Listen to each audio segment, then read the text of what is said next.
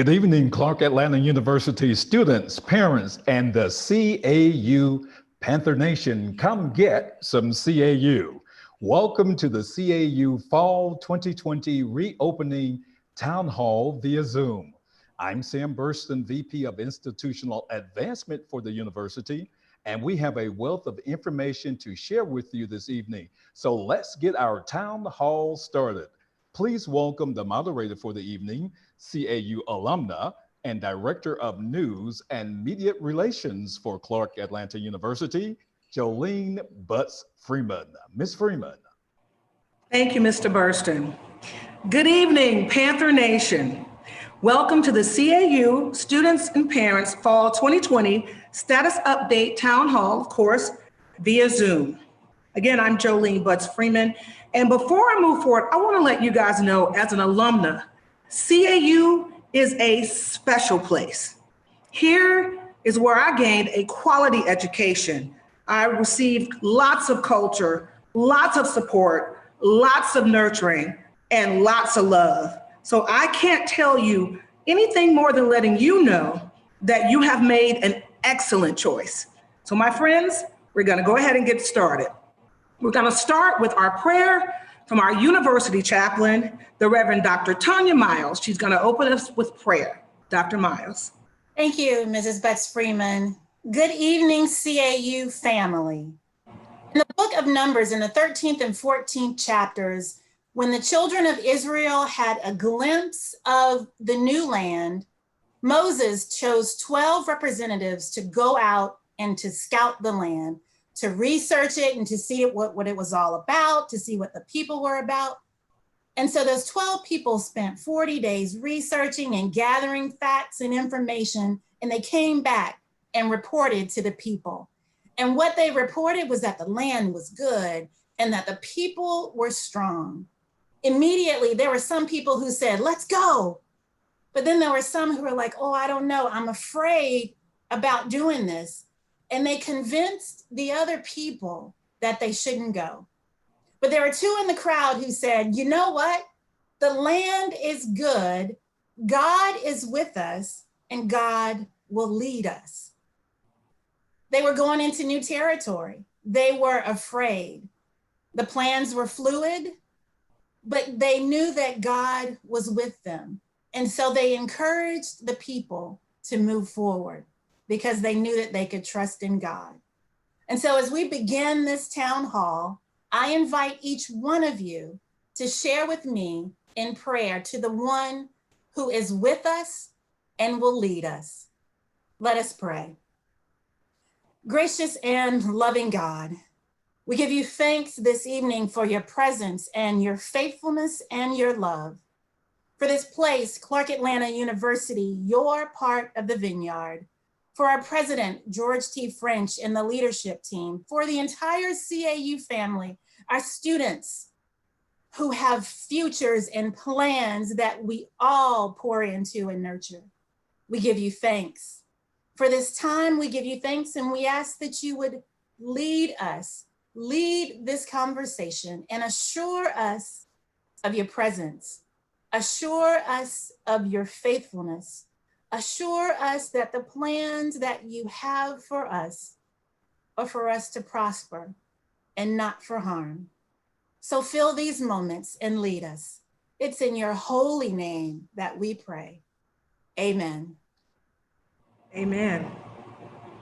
Reverend Dr. Miles, thank you once again for that amazing prayer. You always touch my heart, and your words are always just so appropriate. So thank you. Amen. To God be the glory. Yes, ma'am. Clark Atlanta University students and parents, we have a distinct group of CAU leaders to join us this evening, and they will serve as our panelists. So I want to introduce them at this time. First, our esteemed president, the Dr. George T. French Jr., and the T stands for terrific. No, we'll let him really tell you what the T stands for, but Dr. George T. French Jr. Thank you. Next, Dr. Dorcas D. Bowles, our Provost and Vice President of Academic Affairs. Mr. Eli Phillips, the Executive Vice President and Chief Operating Officer. Dr. Lance Thompson, he's the Chief Financial Officer and Senior Vice President of Business and Financial Services. Followed by Mr. Shelton Anderson. Mr. Anderson is the Associate Vice President for Facilities and Project Management Planning. We also have Ms. Susan Gibson. She is the university's registrar. Ms. Lori Sadler, the Associate Vice President and Dean of Undergraduate Admissions, Enrollment. Dr. Omar Torres, the Dean of Student Services and Campus Life. Nurse Caroline B. Richards, the Director of Student Health Services. And our Chief, Deborah Williams, our Chief of Police for Clark Atlanta University. Thank you all for joining us this evening. Now, for our listeners and viewers who have joined this town hall via Zoom, please note that the format for this evening's call will be a 2-hour discussion between our president, provost, and the panelists. They will cover a wide range of topics related to COVID-19 and the reopening of the campus here at Clark Atlanta University. And there will be questions answered that were pre-submitted by you, the audience. Now at this time, I'd like to welcome our provost to bring greetings, Dr. Dorcas Bowles.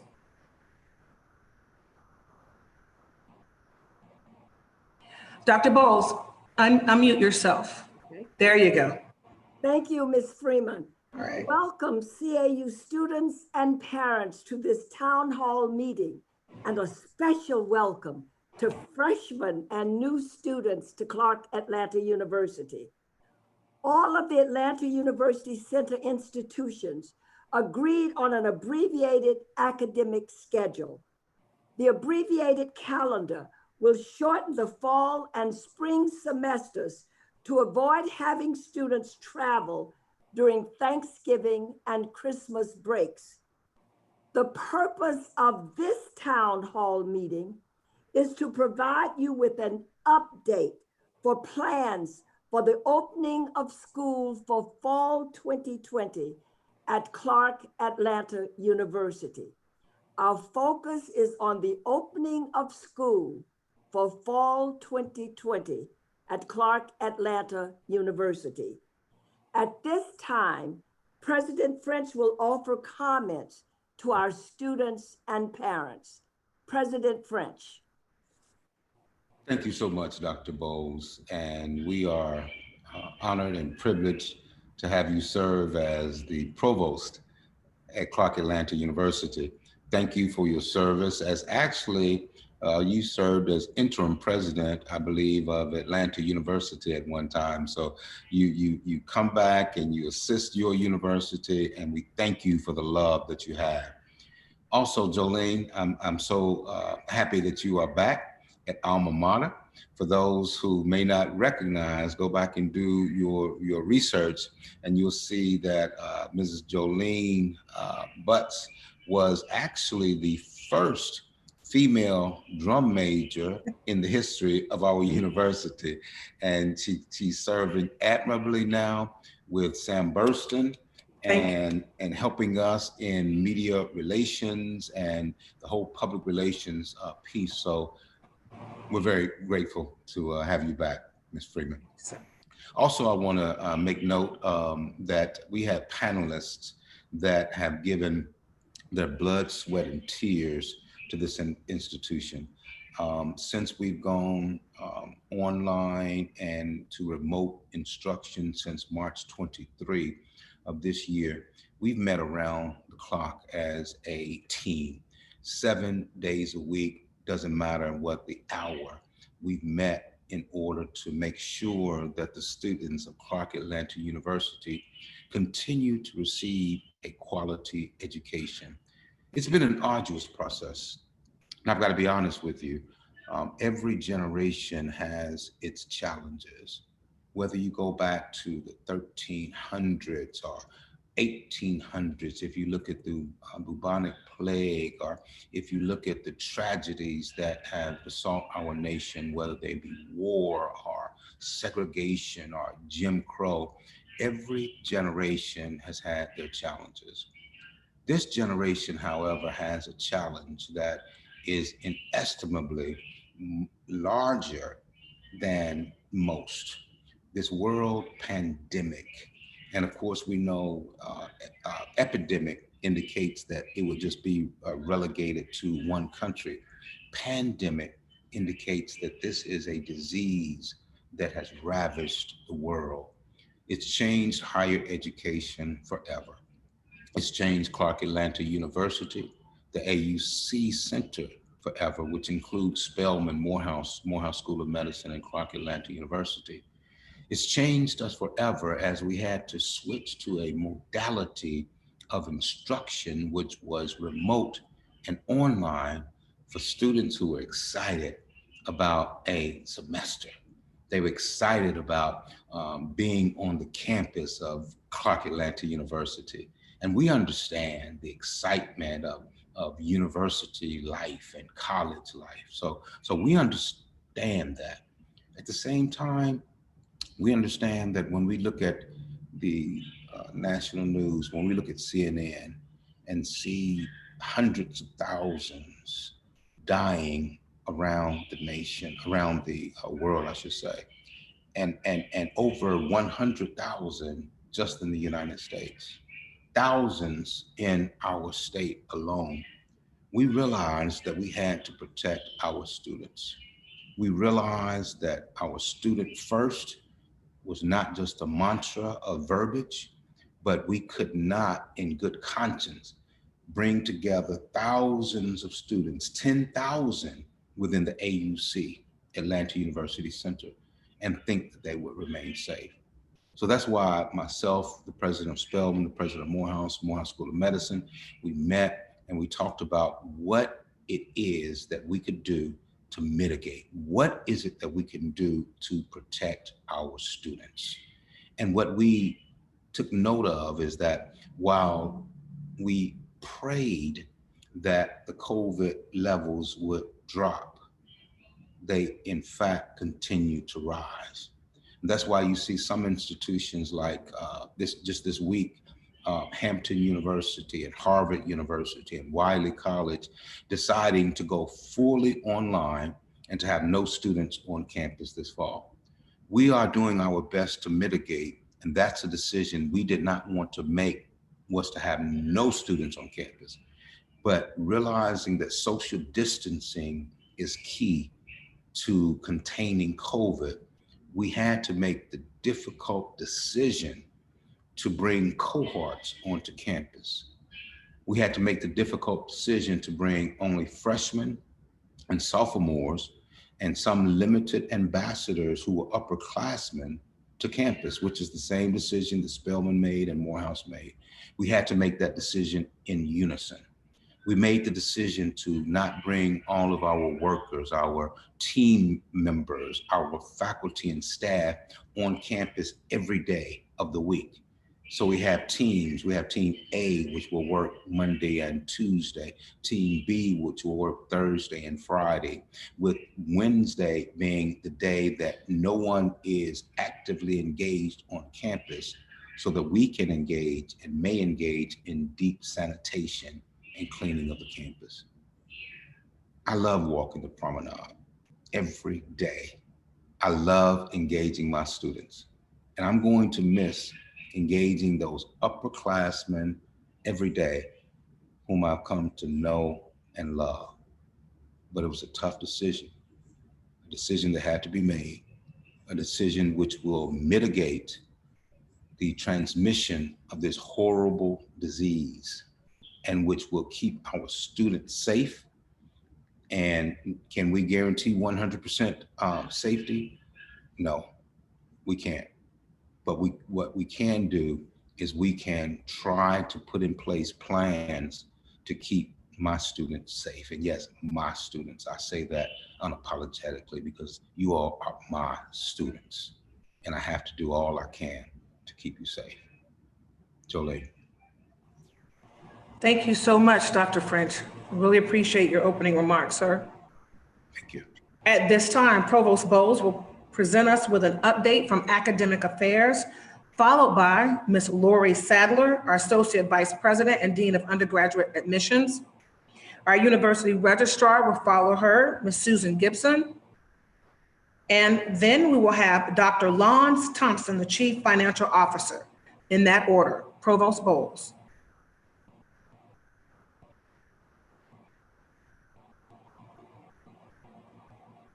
Provost Bowles, unmute yourself.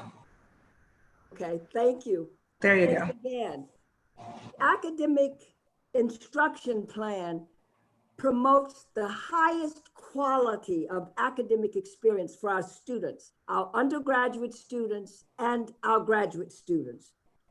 In making decisions about which students, based on classification, would return to campus, live in residence halls, and take classes on campus, and which students would remain home and take courses online, we took into account CDC guidelines regarding social distancing for residential halls, classrooms, dining facilities, Henderson Student Center, and other student services. Freshmen were selected to live and take their classes on campus because we felt it was important for them to have an intimate and engaged experience with faculty and staff, even though they would be social distancing. It also offers freshmen the experience of being away from home and transitioning and adjusting to college life with peers from diverse backgrounds. These peers will likely become lifelong friends and networks. Some of my best friends are friends that I met my first year in college. Freshmen will also get to know and build networks with faculty members and advisors and engage with them and seek advisement and wise counsel. They will get to know the campus, learn the various routines, including how to make decisions, and promote and strengthen their capacity for judgment and self-exploration. Freshmen and sophomores also take most of their courses that are called general education courses. And this will allow for continuity in scheduling and prepare them for their respective majors. It was not an easy decision, but we determined after careful deliberation that freshmen and sophomores would live on campus and take their classes on campus. So this is how it looks. Students living and attending classes on campus will be freshmen and sophomores. We also have some commuter students who are freshmen and sophomores who will be living off campus within a 25-mile radius of the institution, and they will also take classes on campus. We have junior and senior students who will live on campus and take their courses online. We will refer to them as ambassadors and mentors because they will help to work with our freshman students. These students are recipients of university scholarships for residential halls, presidential, provost, and dean scholars. They are Student Government Association leaders who serve on the executive board, House of Delegates, and class councils. They are the Royal Court, the orientation guides, admission ambassadors, resident assistants, and cause leaders. Students living off campus who will take their classes online will be some juniors and sophomores, will be juniors and sophomores, seniors, graduate students, and we have some graduate students who will take their classes, will live off campus and take their classes online, but they will come to campus to do their lab work so that they can complete their master's and doctoral degrees. That gives you a sense of who will be on campus and where they will live and how they will take their classes. Our first priority is to the safety of our students. our faculty, our administrators, and the university has made significant investments to support faculty, staff, and students. We made an investment in faculty in the area of faculty development. All faculty have completed a rigorous program and earned their CAU online teaching certificate. This certificate means that each course that our faculty offers online for fall 2020 has been peer-reviewed, and that ensures high quality at both the national and international level. In the area of investment of faculty and staff support, we have addressed return to work childcare needs and accommodations for vulnerable faculty and staff employees. We have made an investment in our instructional technology to support students and faculty who want to be successful in their teaching. So that involved our buying, purchasing, and installing synchronous and asynchronous technologies in the classroom. Now, what does this technology do? This technology has been placed in the classroom to be used by instructors, and it will allow students to meet with the instructor in one classroom. Other students can meet with the instructor if they are sick. They can stay home and meet with the instructor, be in their class and participate in the classroom, or they may be in another classroom, but they will be a part of all of the instruction that the instructor is giving. They'll be able to participate in discussions, they'll be able to ask questions, and they will be able to be engaged with other members taking that class.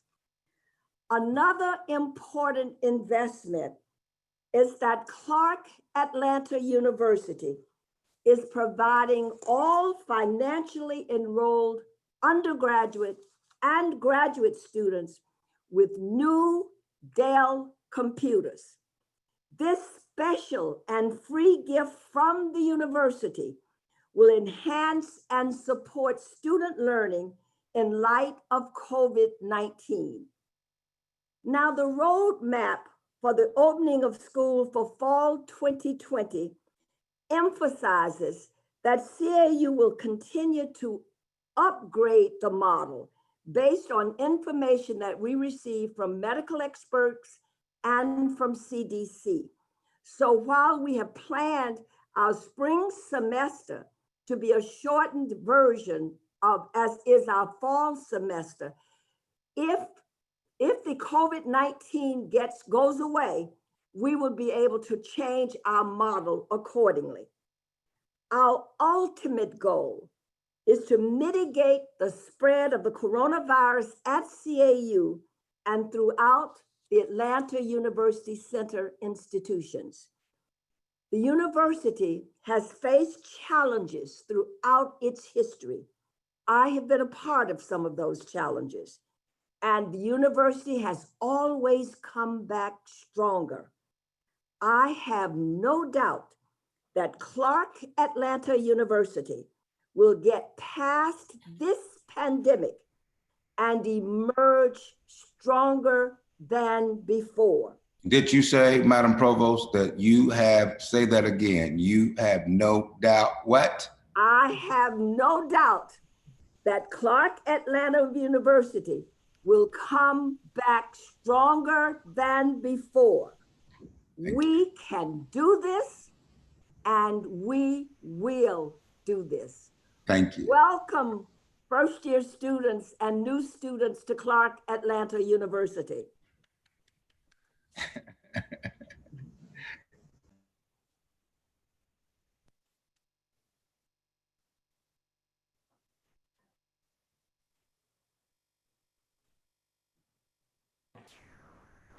Next, Ms. Sadler will give her presentation. Thank you, Jolene, and thank you, Provost Bowes. As Jolene stated, I am Lori Sadler, and I have the pleasure to serve as the Associate Vice President and Dean of Undergraduate Admission. I have been at CAU for over 10 years in positions in graduate enrollment and now undergraduate enrollment. I am a very proud alum of this illustrious institution, earning my MBA in 1992. I am also a very proud mom of a 2020 CAU graduate, and I am a doctoral candidate at the university in our online higher education doctoral program. I am excited to share information with you about the makeup of the incoming 2024 class. Demand for CAU is strong. We have processed over 17,000 applications, and from a very competitive, highly talented applicant pool, we admitted just over 9,000 students. To date, we have received confirmation fee payments from over 1,100 freshmen, indicating their intent to enroll this fall. Those of you in this select group should be proud of your accomplishments, as you are members of this incoming class. In the spring, we historically host prospective students on campus. However, in light of the global pandemic, we quickly shifted our engagement to the virtual space and delivered our first virtual Admitted Student Day event this past April, followed by several virtual financial aid sessions to address the many questions you had related to enrollment. We are now offering virtual new student orientation sessions every Thursday through the end of this month. We believe a strong freshman class helps to make a stronger CAU. Now, let's take a quick look at how our total population is shaping up. As of the end of June, we had over 3,600 students in the system. Now that's undergraduate and graduate combined. And we are tracking well compared to this same time period last year. To ensure that we retain and maintain our entire student population, we will focus on student success, beginning with our onboarding processes. We will continue in the virtual space with the CAU experience for new undergraduates and a virtual new student orientation for graduates. We heard clearly from you, our students. We understand the challenges posed by COVID-19, and we are sensitive to the adjustments that you're making. Please be assured we will have on-ground support services for students, as well as online student engagement. We are here to serve our students, and we are available for you. We will have health services, including mental health, and career services support in addition to academic support. And now to share information about our academic structure and the academic calendar for the fall, I'll turn it over to our university registrar, Ms. Susan Gibson. Lori. Yes, Dr. Before you turn it over, go back Okay. to the slide. I want to make sure that we're looking at these numbers correctly. In the midst of pandemic, we have higher numbers than we had last year as far as applicants and admitted students. Absolutely. Students want to be at CAU. Congratulations. Thank you. Thank you, President French. Thank you. Now, Dr. French, can I take it over now? Yes, yes, Madam Registrar, thank you. Yes. I am Susan Gibson, University Registrar, and just as Lori, I'm a two-time grad of Clark Atlanta University. I have an undergraduate degree in music, vocal performance, and I have a master's degree in counseling psychological services. So I am very proud. I'm a very proud alum of Clark Atlanta University and a very proud registrar, and proud to be able to serve you at all times, and particularly to share with you information about our upcoming year as to how we will have our instructions, the academic calendar. On our academic calendar, what we had to do when we looked at the situation that we were faced, the registrars of the AU Center, we are called the Registrars Council, AUC Registrars Council. We met and we looked at an abbreviated calendar so that we can face this pandemic head on, but in a condensed time frame. We condensed our academic calendar from 15 weeks to 13 weeks. So what did that mean for us? That means right along and now, our online classes will begin on Wednesday, August 19th. Our face-to-face on campus classes will begin on August 20th. So that means, you know, we'll have a few more weeks and we're looking forward to you coming on campus so that we can assist you. Our academic calendar also shows that because we want to make sure that we're making the appropriate contact time with each of our students, we will unfortunately have classes on Labor Day. But how about that? Labor, so we'll continue to labor on Labor Day. How about that? Okay, but then the semester will end right before Thanksgiving. We should be thankful for that. So when you go home for Thanksgiving, you can say a prayer of thanks that you don't have to come back. Our classes will end on November 20th. But I want to move ahead a little bit before I continue with how we are going to operate in the fall. If Dr. Bowles mentioned that we will have also an abbreviated spring semester. What we're doing there, we're going to come back on campus on February 1st. You will not have a spring break. Therefore, we are making our appropriate contact time with our students, even in the spring, and we will end our semester with our celebrations as we always do in those traditional times in May. So that's the great thing about our calendar.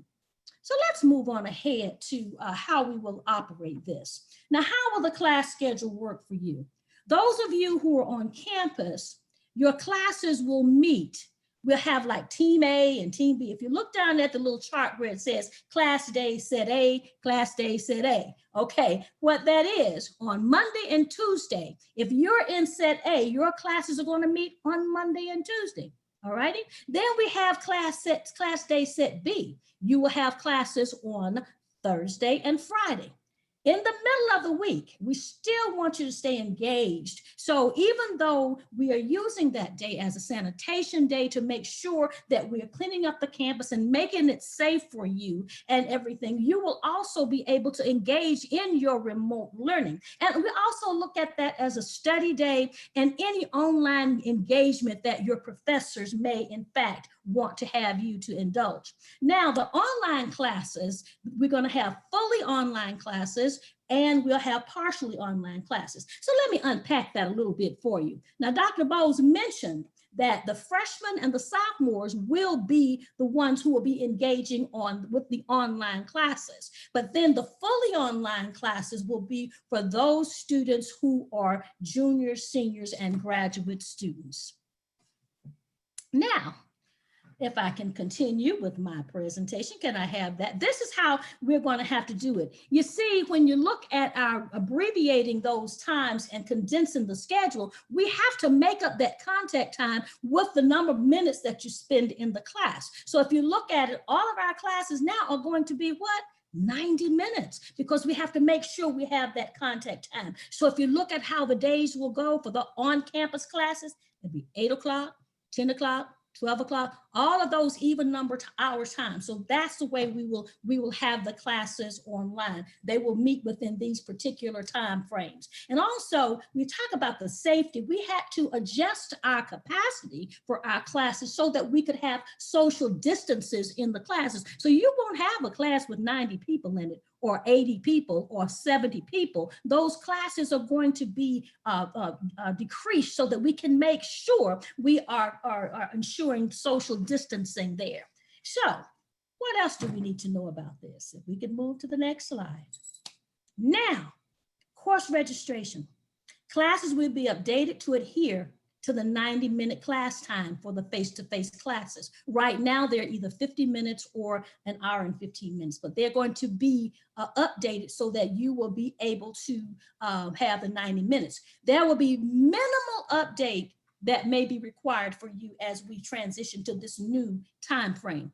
Then we have our junior, senior, and graduate classes. These will be online. Therefore, updates are based on personal preference. You won't have to worry about time conflicts or anything like that because the classes are online. So you can meet at, you can go back and look at your schedule. If you had that 11 o'clock class and it was conflicting with that other 11 o'clock class you need, well, there won't be that conflict now because those classes are online.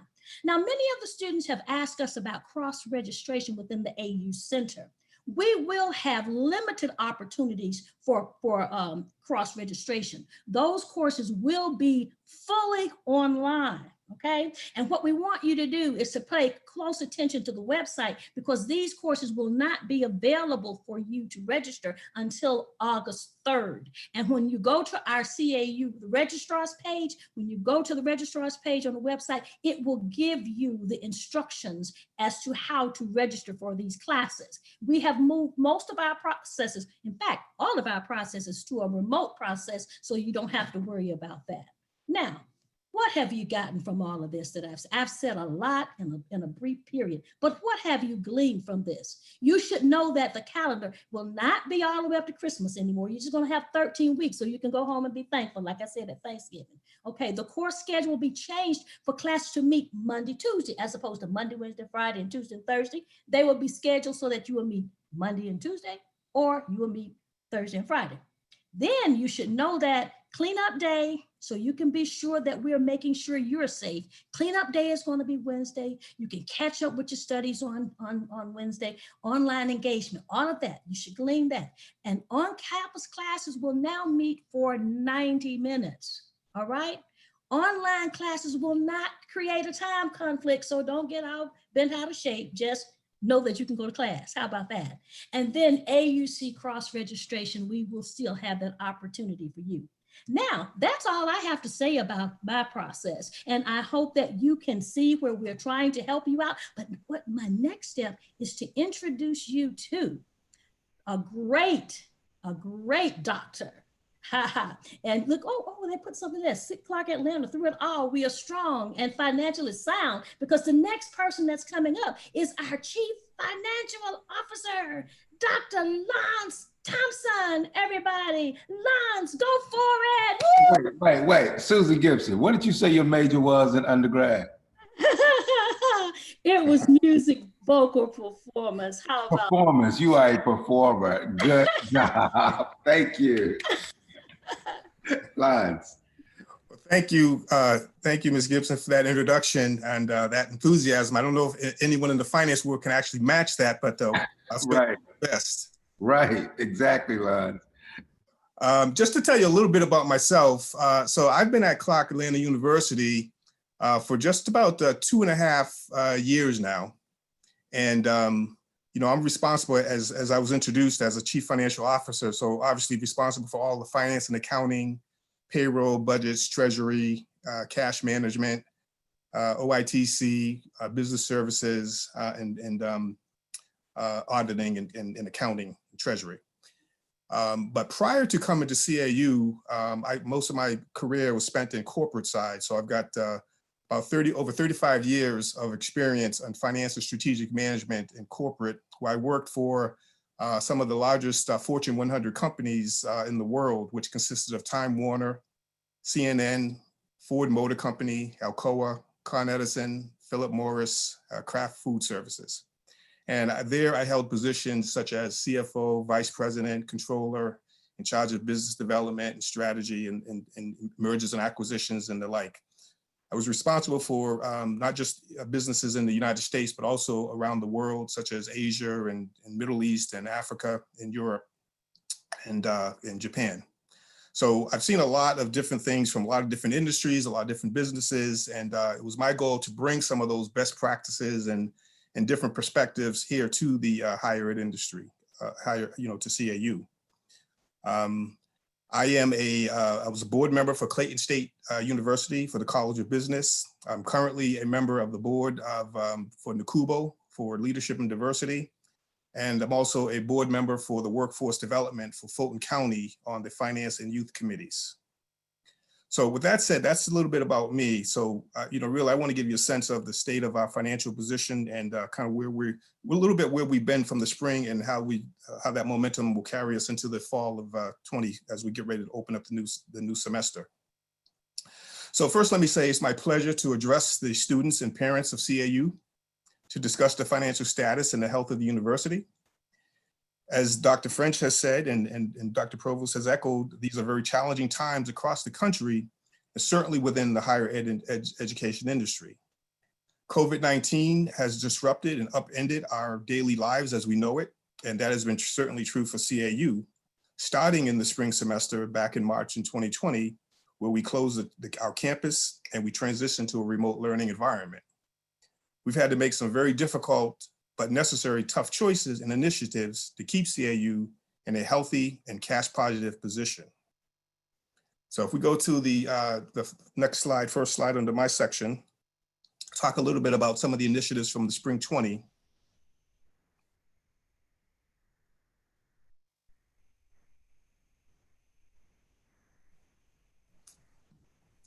So in spring 20, we obviously, as Dr. French said, our first priority was the safety of our students, safety of our faculty, safety of our staff, safety of our vendors who work on campus, and safety of our visitors who come to campus.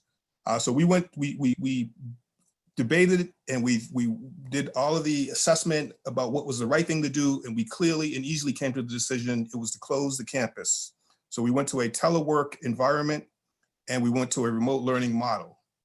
So we knew that would have an impact on us financially. So some of the steps that we took very early on was the things that we can control. We put freezes on things like travel, hiring, supplies, miscellaneous expenses, all discretionary expenses that we could kind of tighten our buckle around and to try and mitigate some of the impact of the financial impact that the COVID virus was putting on the higher ed industry. We engaged in a series of refunds because we had shortened the semester.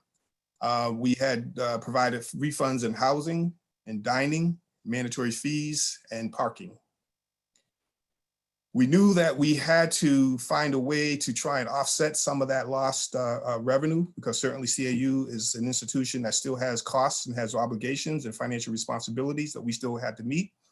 So as the CARE Act was passed, we were very actively engaged in making sure that we were pursuing it very rigorously in terms of what we were eligible for in terms of potential allocations and reimbursements. So we were awarded $6 million for the first part of the CARES Act, and that was divided into two pieces. The first part was the Student Emergency Grant Act. So we submitted all of those funds out to our students, which went out sometime in April, I believe. There was $3 million that was eligible for the institution. So we were able to reimburse ourselves, or at least recoup some of the losses that we incurred in shutting down our housing and dining and some of the other fees. We also were awarded an allocation for HBCU fund, which was $11.6 million. So we are in the process of, that's a reimbursement. So as we spend funds or expenses, we're able to submit them for reimbursement. So we're in the process of doing that as we incur things that are eligible. And we're also actively engaged in the FEMA grant, which is, again, it's a first come, first serve, but it's a reimbursement based on expenses that you've actually spent. So right now we've identified approximately $3 million or so of what we think we're eligible for. But again, those will be submitted over the upcoming months as we try and recoup some of those fees. So in total, all of these grants will equal approximately $21 million, but CAU's projected either lost revenues or out-of-pocket expenses was somewhere in the $30 million range. So while we were very appreciative of being able to have the opportunity to seek reimbursements in this amount, it certainly didn't cover all of our out-of-pocket expenses or all of the losses that we've incurred based on shutting the campus early. So we know we still have some challenges to do to make sure that we stay solvent. And those are things that we're looking to continue to do as we go into the fall semester. And we've taken those into account as we thought about how we open up our fall semester as well. So when we look at the major drivers in our revenue, so we look at our tuition, For on-campus and online students, there will be no change in our tuition schedule. And as you heard from both Dr. Bowles, as well as our registrar, Susan Gibson, even though the semester is 13 weeks, we are not compromising on the quality or the content of education. So we are still packing in a very rigorous, high quality education in that time period. As you heard, going from 60-minute and an hour, 15-minute classes to 90-minute classes. So you will get a high quality, fully challenged academic experience in this semester. The mandatory fees, the fees for the on-campus for freshman and sophomore, those will be no change as they're posted. But for our online students, we did take a very hard look at that, and we looked at what was appropriate, and we reduced those fees by about 63%. And that fee would be $325 versus $877. For the meal plans, for the on-campus students, there'll be no change based on the plan that you are assigned or the plan that you elect. That will be the plan. But for online students, obviously that would be waived. It certainly wouldn't make no sense. You wouldn't be there on campus to enjoy a meal plan. So we certainly would be not including that. And then finally, there'll be there's certain courses, as many of the sophomores know, but freshmen will be aware of, that typically there's certain courses that come with course fees or lab fees of $25 per course based on what the course is. We will be waiving those for all on-campus and online students because we don't feel that in the spirit of what those fees are intended to provide, that we'll be able to do that appropriately in this environment. So we will be waiving those fees. So that's our fee schedule. That's our revenue schedule that we've outlined as of now. But one of the things I do want to make sure I emphasize, and it's up on the slide now, is that for CAU, we do have additional incremental expenses that CAU will be investing in and not passing on to students to the tune of about $6 to $10 million roughly. And some of these you've heard. So we're making the investment in new Dell laptops. We're going to be providing those to our students, both graduate and undergraduate. We're going to put in asynchronous equipment for our classrooms so that we can provide the high quality engagement that you heard Dr. Bowles and Ms. Gibson describe, as well as Ms. Sadler. We are providing PPE safety kits as welcome kits when students come back to campus. That will include a variety of items that will be promoting your safety, such as masks, sanitizing, and other things that'll be included that will be aimed at just trying to promote a healthy, safe environment. We are investing in social distancing and logistics. So you heard about the dorms. There'll be single occupancy. So that's certainly an investment in lowering the capacity of our dorms, but also being able to clean the dorms and exercise good disinfecting and proper distancing. But not just the dorms, we'll be exercising that in our classrooms. As you heard, Wednesday is a dedicated cleaning day, as well as over the weekends. But those aren't the only days. We'll be cleaning Monday through Friday. So everyone, don't rest assured that we're not just cleaning just those days when you're not in class. We'll be cleaning throughout the week, but those days will be a deeper dive, fully engaged, deep dive cleaning of those facilities when the classes are not being in service. We're investing in social distancing logistics for our dining hall, obviously to keep our students safe and changing how we deliver our food service and promoting the safety, whether it's coming in, exit, how you come in and exit the dining hall, how you actually flow through the dining hall. And we'll be looking at our public spaces as well. So all of these are investments that we'd be making, and it includes not just materials but also labor and logistics and people who will actually be responsible for delivering this. We're investing in enhanced technologies, particularly as you heard, we're going with 4,000 or so laptops for all of our students, as well as our faculty and other employees who will be teleworking from home. We have to make sure that we have the technology and the bandwidth to make sure that we can deliver our content to you in a reliable and an expeditious manner. We've invested in hotspots, as Dean Torres has indicated. So some of our students live in areas where the Wi-Fi or the connectivity may not be as as effective or efficient. So we were looking to make sure we can provide support for those areas.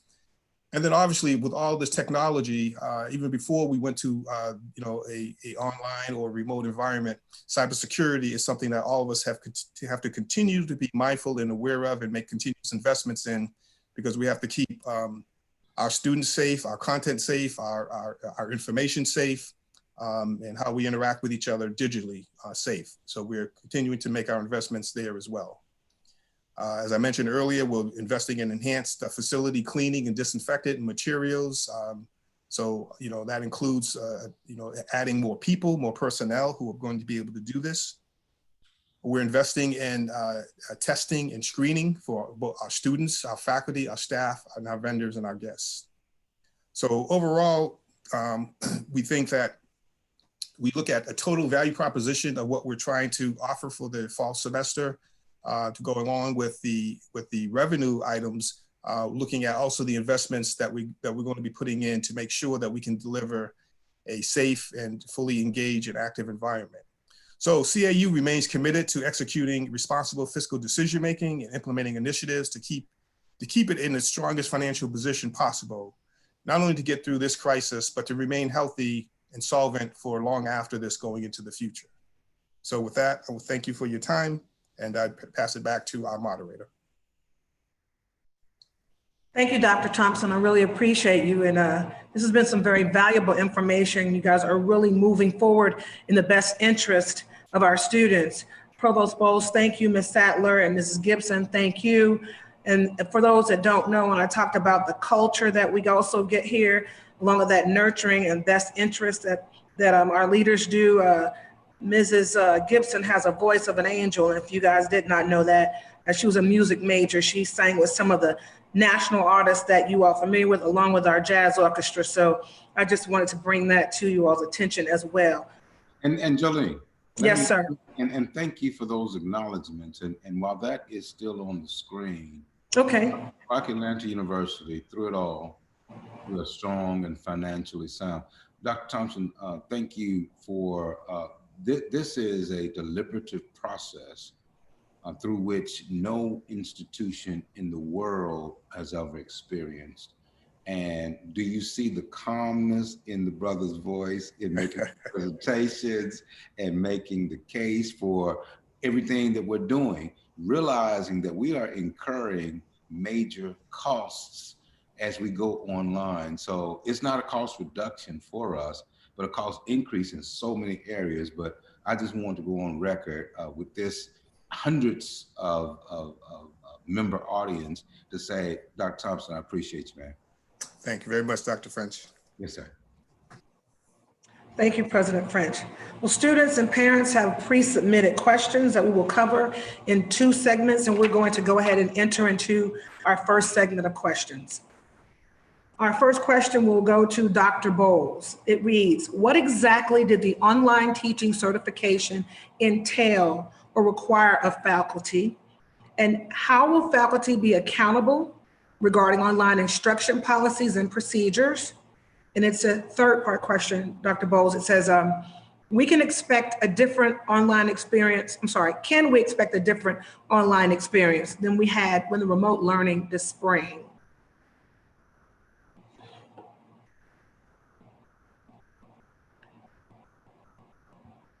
Unmute yourself, Dr. Bowles. Okay, thanks for that question. It's a very good one. Let me begin by saying when we went on March 23rd, when our faculty had to allow students to go home and remove to what we call remote learning, because the faculty had prepared their courses to teach them in the classroom. So they had to now re-prepare them to teach it remotely. We then decided that our faculty, all of our faculty, both our regular full-time faculty and our adjunct faculty, had to receive online training. I am pleased to announce to you tonight that 99% of our faculty have taken our online certification. This means that faculty have to complete 2 courses over 6 weeks. These courses address features of different kinds of technology, but it also looks at instructional design. We faculty had to complete this fully online developed course in order to teach in fall 2020. And I also want you to know that all of our summer courses have been taught online this summer, and we've gotten very good reviews. Faculty learned how to review courses, how to design them, how to put them in Canvas, so that students would have a consistent experience. Before the faculty members earn the CAU certification, the course has to be reviewed by instructional designers using national and international standards for online learning. We looked at the data that we received from student evaluations for spring 2020, and we incorporated what you told us about how our faculty was doing to assist them as they continue to develop their courses for teaching them online this summer and for teaching them online in the future as is appropriate. We also have our courses peer reviewed. So each course is reviewed before it's being put fully online for students. Now, how do we ensure quality? Chairs are going to review faculty teaching, online teaching, and they're going to provide feedback, positive feedback that will promote faculty's growth and development in this online teaching. And student evaluations will be used to also help faculty to grow. And we will make this a part of our faculty evaluations, not in a punitive negative way, but in a way that says to faculty, these are some areas where you need help. We'll provide that help so that our faculty become better. I want you to know that many faculty went into this with some trepidation when we said every faculty member had to do online teaching. I want you to know that some of the faculty that had the most trepidation are coming to me and saying, Dr. Bowles, this is great stuff. I'm learning so much. I'm learning now how to present my ideas in a different format online. Today, Dr. Hooper read me a letter that a faculty person sent to her and almost put her in tears, where the faculty person said, I just learned so much that I am going to, on my own, she's teaching online this summer, ask to have my students do some additional work because I care about them. I want them to learn what I think is important for them to learn. So I'm going to send my grades in a little later because I want to spend time investing in my students so that I can make sure that they get the learning that I think they need. So we're doing quite a lot to ensure that our faculty is going to be able to provide you with first-rate quality teaching. And the faculty is excited about it. As I said, 99% of our faculty have now received the online training. As I talk to you now, faculty are being trained. The last course is being offered on July 15th, and that will bring us up to the 99%. And as I said, faculty appreciate it. They now see new ways of teaching, and they're excited. And I can assure you, they're going to bring that excitement and that love of teaching to you in the classroom and online. Thank you. Thank you, Dr. Bowles. We had several questions related to financial aid and are delighted to welcome Mr. James Stotts, our Associate Vice President for Financial Aid, to the Town Hall to provide responses. Hi, Mr. Stotts. Hello, how are you? Good to see you. All right, so it says, Mr. Stotts, can you tell our continuing students and parents when they can expect financial aid awards and institutional scholarships to be posted on Banner Web? We also have questions about additional support that might be available, as well as how online learning may impact Georgia funding sources. Before Mr. Stotts answers the question, I need to know, Mr. Stotts, is this your first week in financial aid and being familiar with financial aid processes. So let me know who you are. So, Dr. French, again, my name is James Stotts, Assistant Vice President for Financial Aid. I have been in the financial aid arena for over 25 years as a director. And I also want you to know that I am a proud alum of Clark Atlanta University, Master's in Public Administration, class of 1991. Yes, sir. Thank you. Thank you, Thank sir. you, thank you. So thank you, Ms. Freeman Butts, for the question. So currently we are updating our system to accommodate the abbreviated academic calendar. Our goal is to begin the financial aid awarding process and posting scholarships on July the 15th. Regarding the availability of additional support for financial aid or grants available by the university, we do have limited and competitive opportunities for students seeking additional support. Our office would notify the students of all funding opportunities and also the process for applying.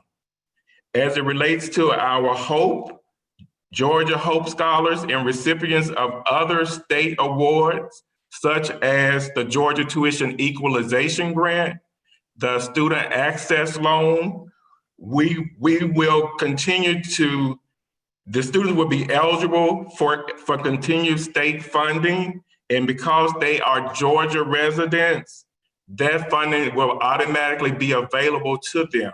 However, students receiving the Hope Scholarship, they must maintain a 3.0 GPA, and all other students receiving state funding must be in good academic standing. Thank you, Mr. Stotts. Thank you. Our next question will be directed to Ms. Sadler. With changes at the federal level, will decisions about immigration and customs enforcement affect us if we do not physically reopen the campus? Thank you for the question, Ms. Butts Freeman. International students are so important, an important piece of our overall population. And Gwen Wade, our Director of International Programs, has been monitoring these changes very closely. Since CAU is planning to have a blend of in-person and online classes, our international students should be able to continue their studies. As we are able to confirm communications from the Department of Education, additional information on any next steps for international students will be provided right away. Thank you for that answer. Dr. Bowles, this next question will be directed to you. How will students be expected to complete major requirements for certifications through online courses, examples, field hours, internship requirements, etc.? Additionally, what about majors such as STEM disciplines, labs, art, fashion, design, and music? That's a really important question. The STEM sciences will be able to use the labs on campus. They'll be able to commute to campus and use the labs. Art, music, fashion design, they're developing ways and meeting as we speak tonight to find ways that will allow them to do the work that's necessary for their students to be successful. So the specific information is being addressed by directors, chairs, deans, and faculty as we speak today. They are putting together models of classes that will allow them to do the demonstrations, to do the art, to do the fashion design that's necessary. And I'm so proud of the faculty in those departments because they're working hard. They've been talking with faculties from other universities.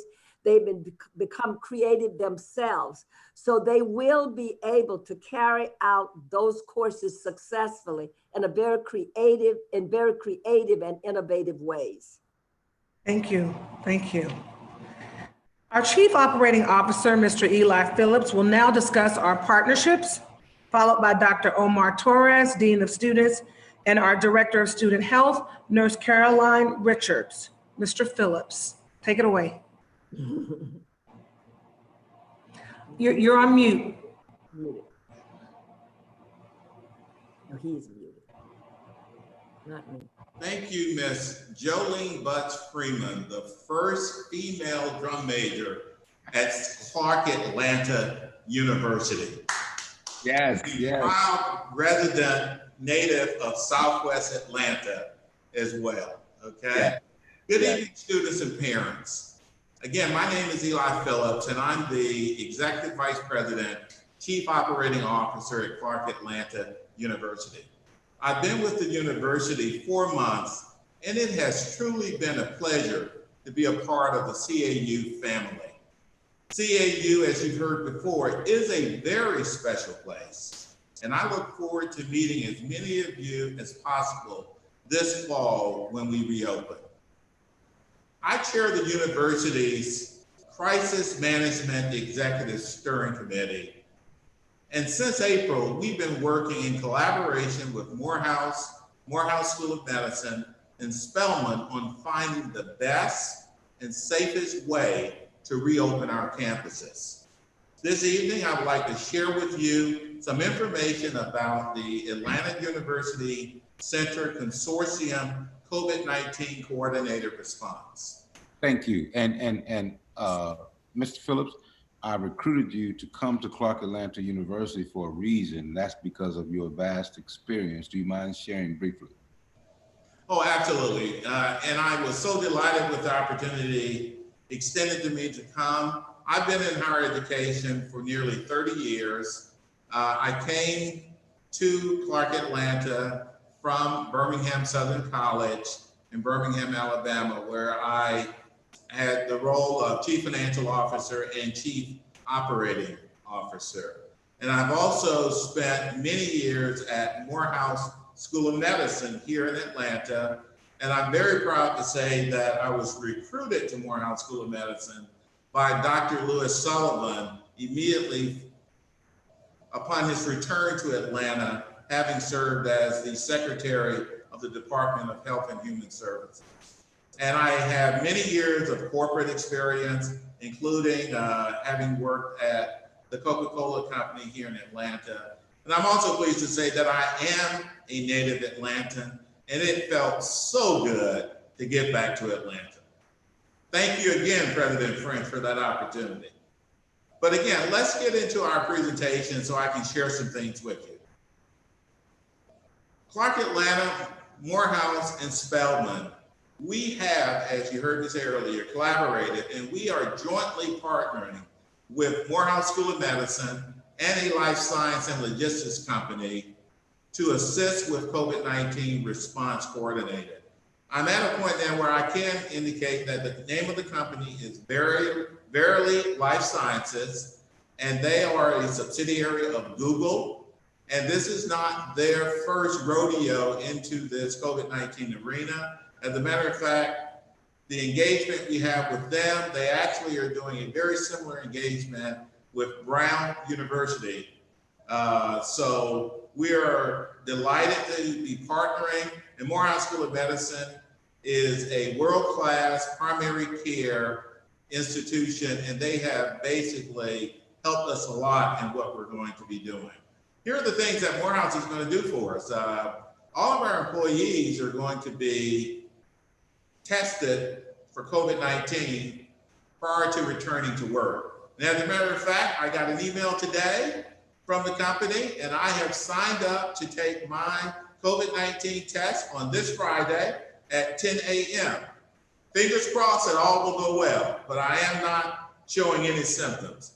The other thing that Morehouse School of Medicine is going to do is, because of their expertise in the public health arena, they're going to serve as the response coordination point, kind of like the CPU for all of COVID-19 for the center.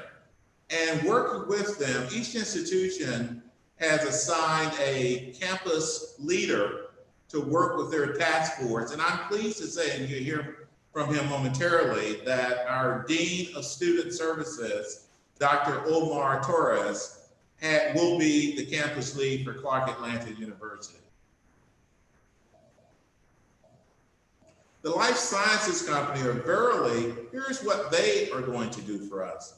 In fact, they are actually going to do the baseline COVID-19 viral testing of all our students prior to them coming back to campus. All of our students who are designated to come back to campus, and again, let me reiterate, those will be freshmen, sophomores, a select number of juniors and seniors who serve in ambassador mentor roles, as well as some scholarship honor students who have housing as a part of their scholarships. They all will receive an app.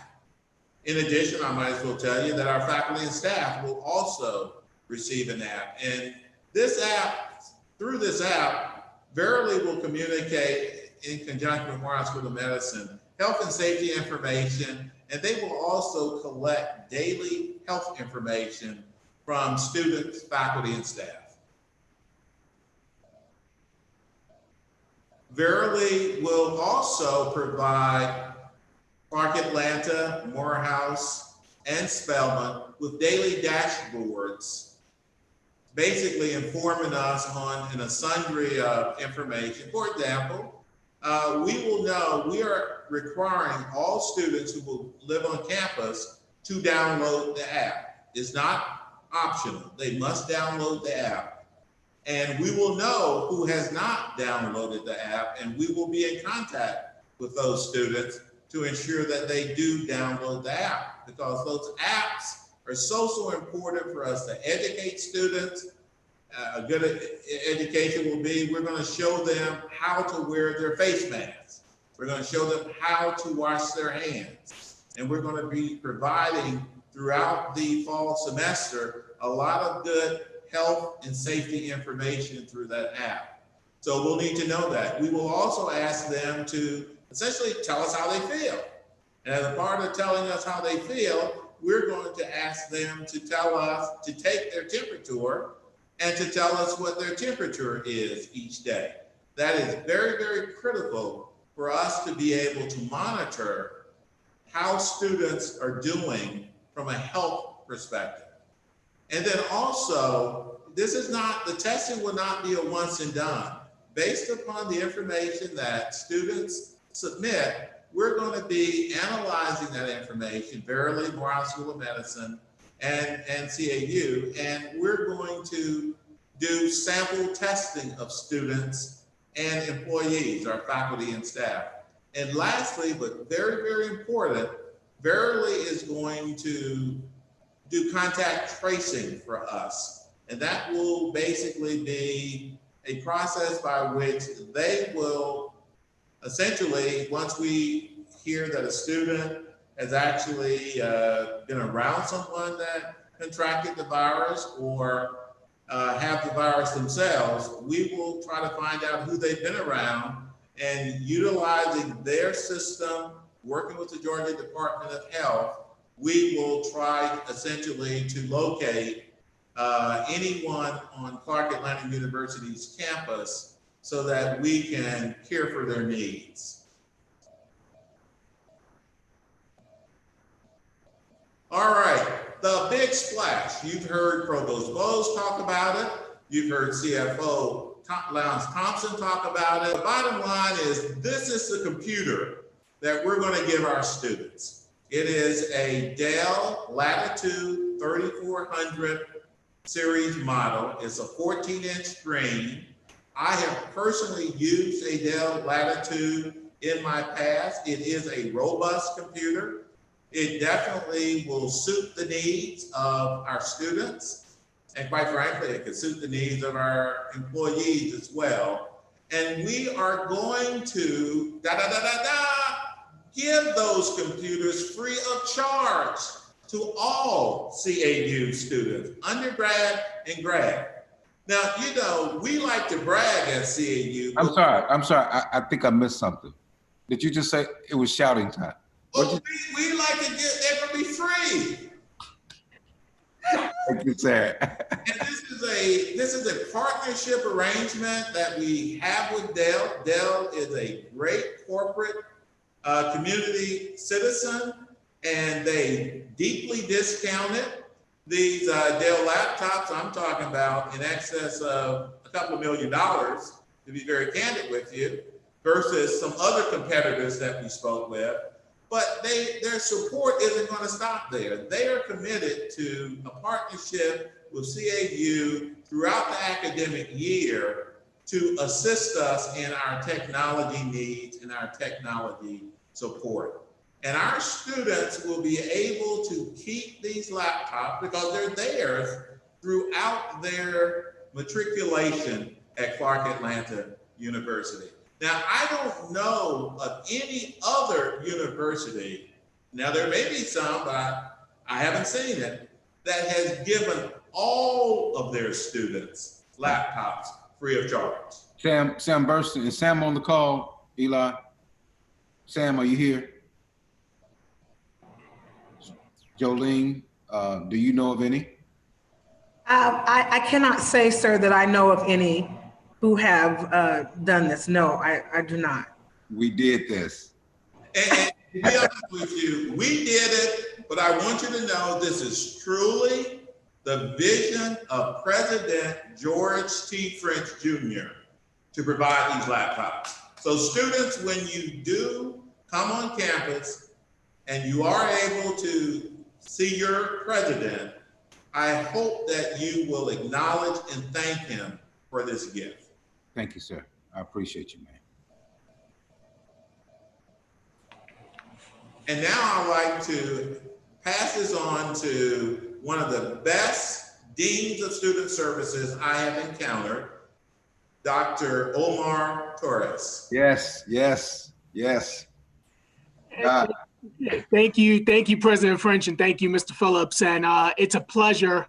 This is the audience I'm obviously always looking forward to engaging in and being with, because this is my community. This is the community I want to serve. I want to take an opportunity to share just a snapshot of where I come from. First and foremost, let me start off. I'm not a native Atlantan. I don't have that privilege. I cannot own Atlanta. My accent speaks to it. I'm a native of New York City. For folks who can't tell from being in this space, but I've also come into this space spending about 20 years in a vocation that I love, and that is student affairs and in a college university setting. I've had the blessing of working like 20 years across 6 different institutions. Some as big as St. John's University and Texas Christian University, some sort of similar size as the Catholic University of America in Washington, D.C. And of course, I've also had the opportunity to work at 2 institutions in the State University New York system. But the best opportunity is where I'm at right now at Clark Atlanta University. All right. Let me make that clear. Yes, I touch on that context particularly because there's 2 other aspects of my career. One, and President French is familiar with this.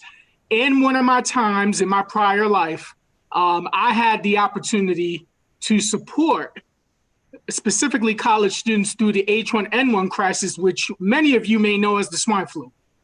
Yep. I specifically supported college students and families through that epidemic. Mm-hmm. Prior to that and prior to my life in a college university setting, I worked with the Justice Department, and I actually was a Justice Department employee during 9/11. Wow. So I speak to those particular themes, one, because it goes back to the theme that both President French and Provost Bowes and Dr. Thompson touched back in on, and that, again, we go through some serious things and we always make it out on top. Yes, sir. Yes, sir. And that's exactly what we're going to do here. That's right. So it's an opportunity now, and Mr. Phillips, I thank you for the appropriate liftoff to talk about how we're going to continue to support the student experience, particularly with regards to this aspect of how we're going to really protect our students through this experience when they're on the ground, particularly in relation to COVID-19. So when our students arrive, prior to our student arrival at Clark Atlanta University, all our student populations that we've identified that Provost Bowes spoke to are freshmen and sophomore students who will be living on campus, those students who were permitting to commute to campus. Even some of our affinity groups that we've identified who will be supporting and serving as ambassadors and mentors to this population. Those students will be mailed a test kit, a self-administered test kit, at minimum 14 to 15 days prior to their arrival at Clark Atlanta University to actually move in. And later in my presentation, I'll talk about when the move-in dates are. But we're gonna mail the test kit home. You'll literally receive the test kit.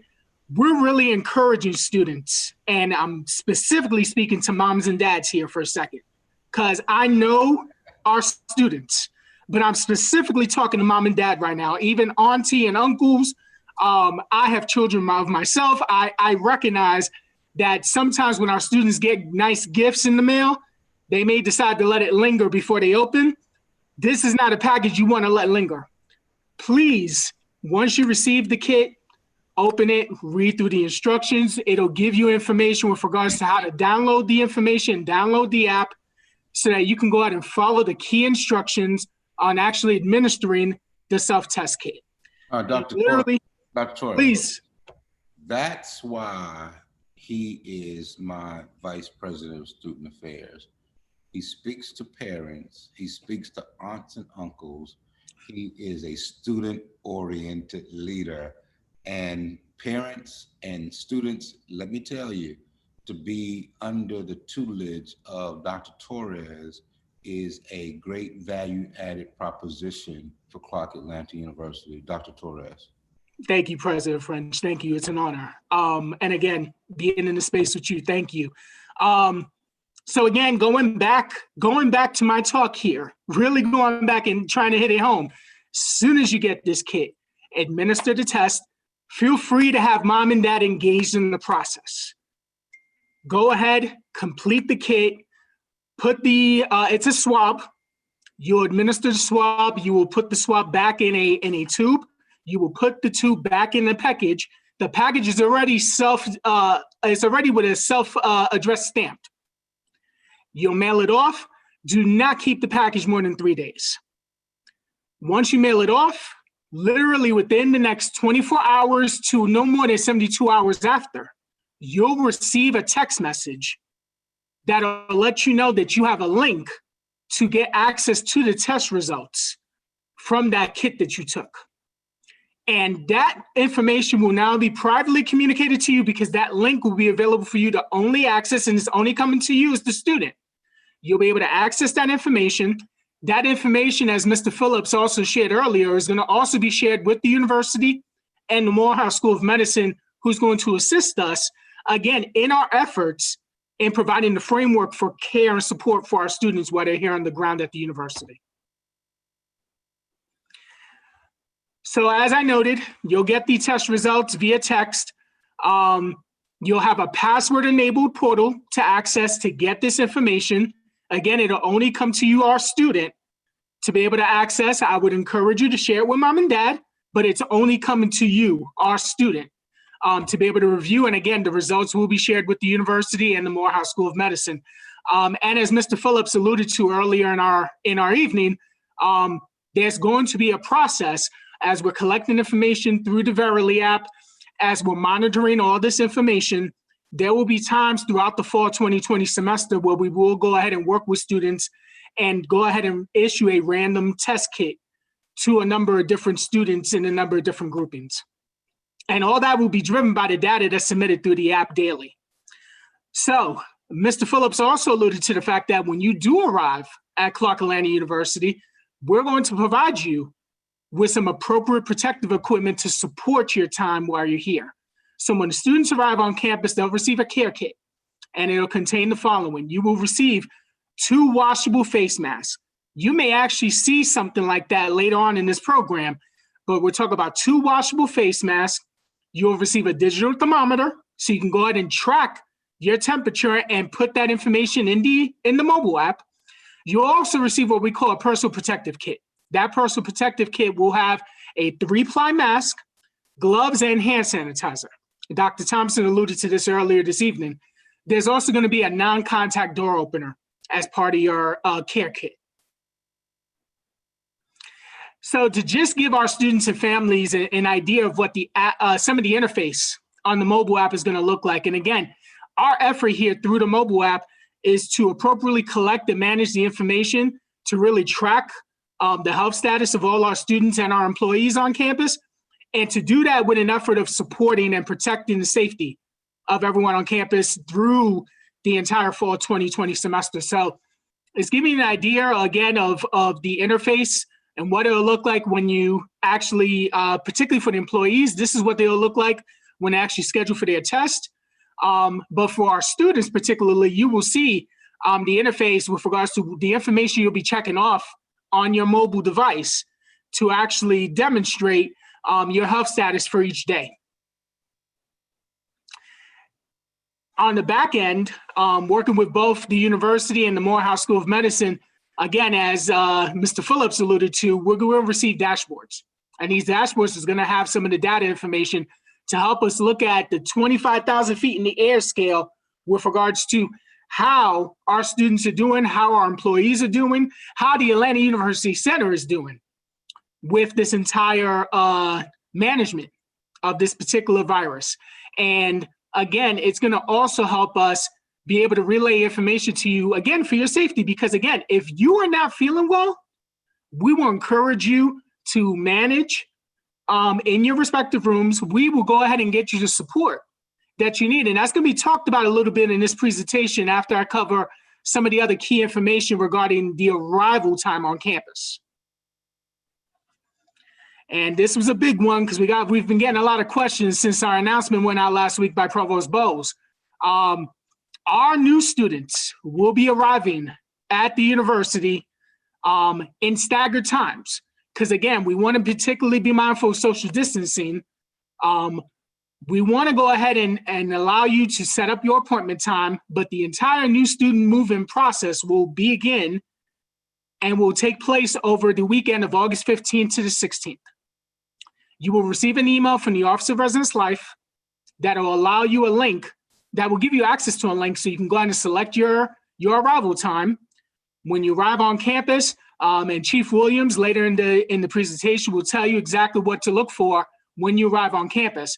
But students and families will sign up in advance for the check-in time. We're really encouraging that no more than 2 people, 2 family members, 2 friends, but no more than 2 people should be with the student arriving on campus for the move-in.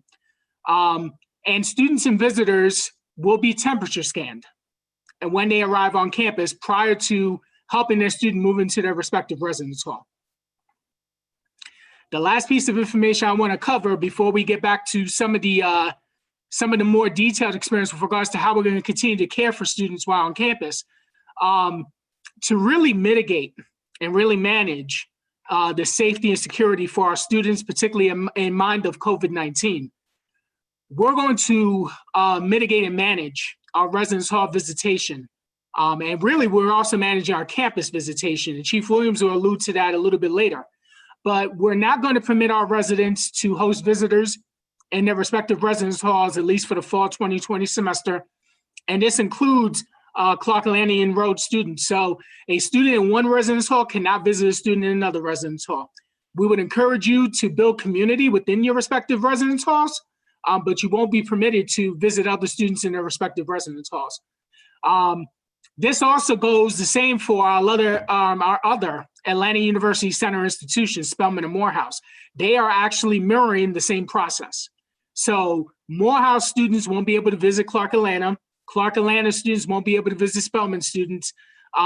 This is our effort and really focused with a lens, really hitting back to what Provost Bowes spoke about. We're really focused on the lens of safety and really protecting our students and our employees and our community given the light of this virus. And going back to President French's note that we're significantly mindful of how this virus is tracking, and we want to do all that we can to protect our community together. So on that note, when we're talking about protecting our community together and protecting our students, I want to appropriately turn it over to our Director of Student Health, Nurse Richards. And Dr. Torres, again, before we turn it over to Nurse Richards, let me thank you for that presentation and realizing that all of these mitigating circumstances and measures that we are taking are in the best interest of our students. And I absolutely love Spelman. My daughter graduated this May. Absolutely love Morehouse. My son graduated last May.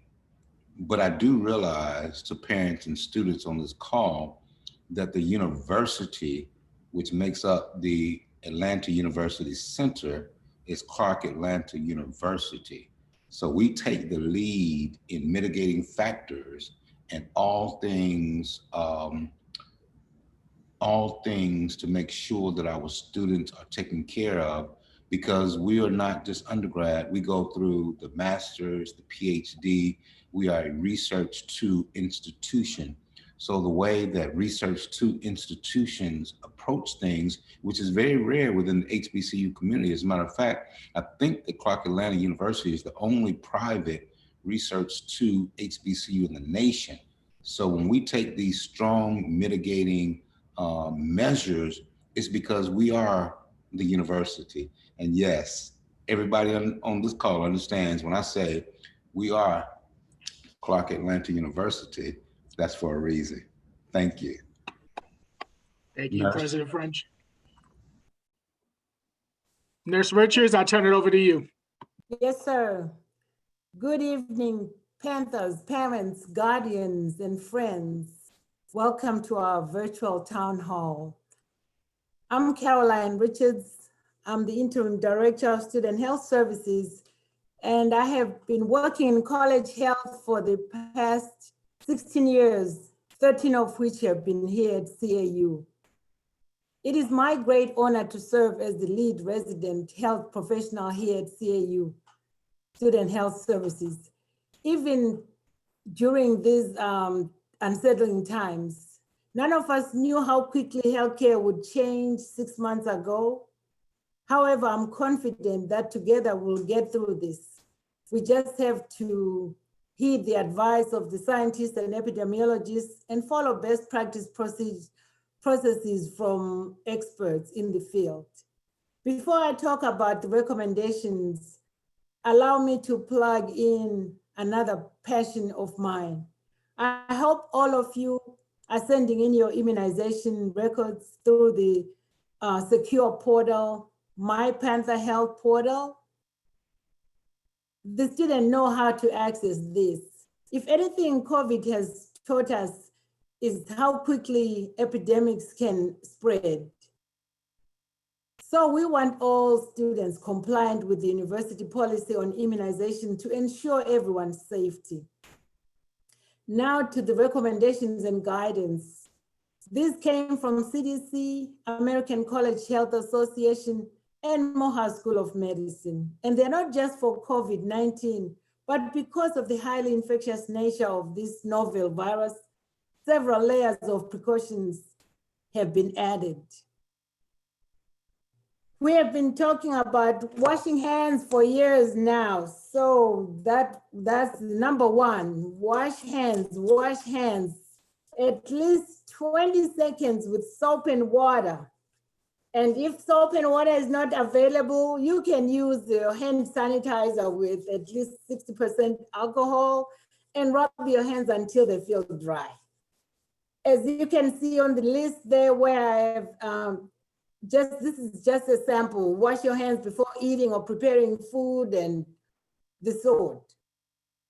Avoid touching your eyes, nose, mouth with unwashed hands. Some of these are common sense things, but then we have to be reminded. You'll see all these instructions all over campus when you come on board.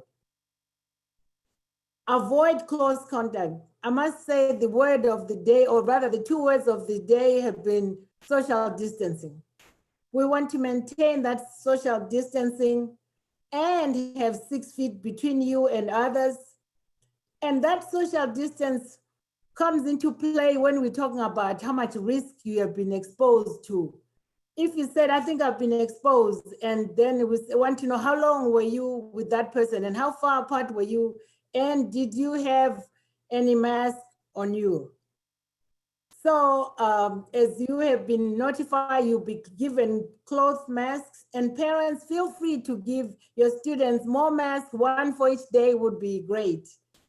And we want you to cover your coughs with a tissue and discard the tissue and cough inside your elbow or inside your sleeve.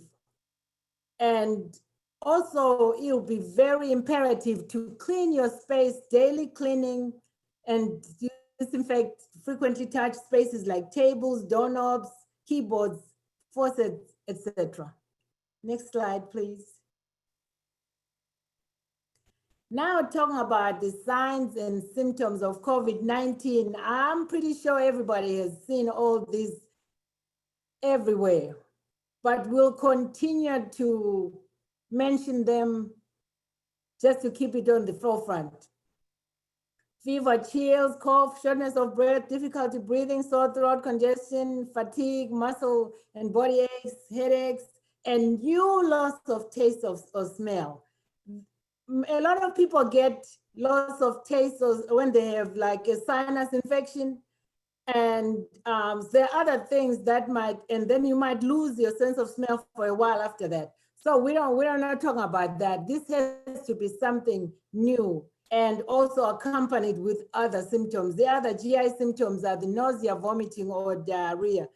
So we have to navigate through all these together to see what it could be, because it could be the flu, it could be strep, it could be allergies, it could be a cold.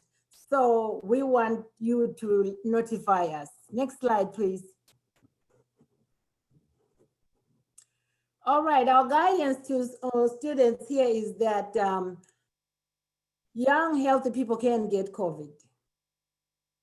And so we want you to take this seriously. And symptoms may be mild or serious, so you'll be able to keep track of your symptoms with the app that you'll be given and expected to use. And most people have mild illness and recover without being hospitalized. And currently, unfortunately, there's no specific antiviral treatment. It's mostly supportive care for symptoms. So stay home if you think you've been exposed and notify us. And definitely, before coming to student health services, we want you to call. We will have virtual learning, and telehealth will be available to all students. And then in the event that a student is test positive for COVID, they will have to be isolated. They will be moved to a separate space, and Mr. Phillips will talk more about it later. Thank you, nurse. Thank you, nurse. You're right. He Yes. will. Yes. Is Jolene, is Mr. Phillips coming back to this more later? I believe he is. Absolutely. Yes. Yes, he is. Nurse Richardson, you are the best. Thank you so much. Thank you. And now I toss it back to Ms. Butts Freeman. Thank you. Thank you, Nurse Richards. Thank you, Dean Torres and Mr. Phillips. So I just want to say over 260 questions were submitted for tonight's town hall. And in the time allotted, we're going to do our very best to answer the most frequently asked questions.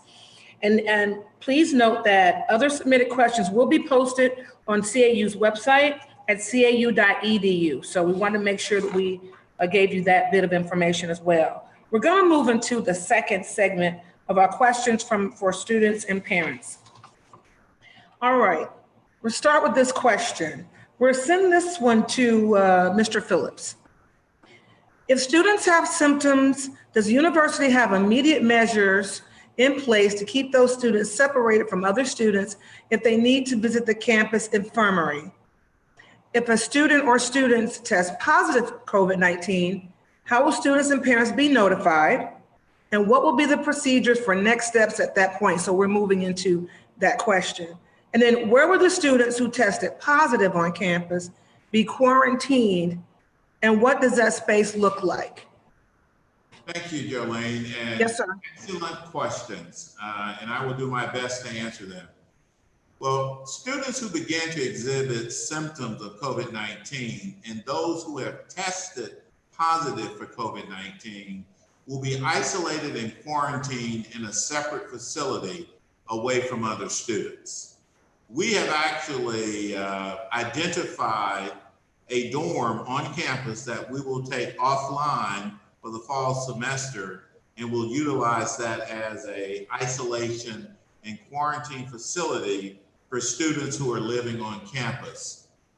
While students who are awaiting confirmation of a diagnosis and students who have tested positive for COVID-19 can reside in the same facility, our medical experts tell us that they must be separated from one another on different floors. So we're making reconfiguration arrangements for that to happen.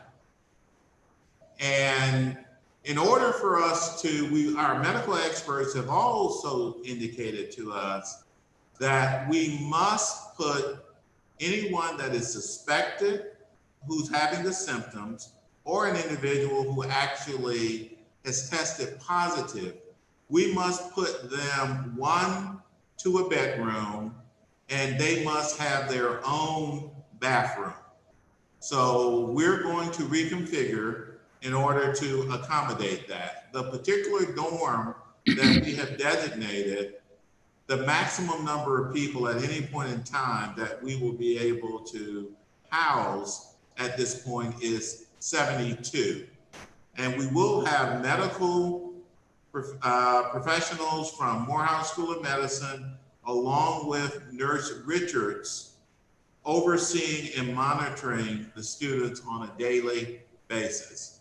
We will also make arrangements with our food service vendor, Sodexo, to have meals delivered to students each day and to have rooms cleaned and disinfected each time a room is vacated by a student. And towards that end, let me also say that we are going to engage an outside linen service who will actually come in when a room is vacant and take away the linen because we don't have the facility to properly clean it and disinfect it, and they will take it away to ensure that it is properly cleaned and disinfected. And please know that we will pray every day that students do not contract the virus, but know that we will every day continue to work with the medical community to ensure that we are providing the best possible care for students, your sons and your daughters. And Mr. Phillips, let me follow up on that. And that was an exhaustive answer, and I appreciate that. And basically, what we are saying is that we anticipate, and we are academicians, and we are led by science. And we are not saying that we anticipate bringing 1,700 students on campus and not having cases of COVID-19. We anticipate fully that it's going to happen. So you need to understand that I don't want everybody running and saying, well, it's going to happen. What we're saying is that we are prepared to deal with that eventuality, and that we have quarantine facilities available where our students, and I love the way that Dr. Torres talks to the parents, where your students, parents, where your students will be quarantined, fed.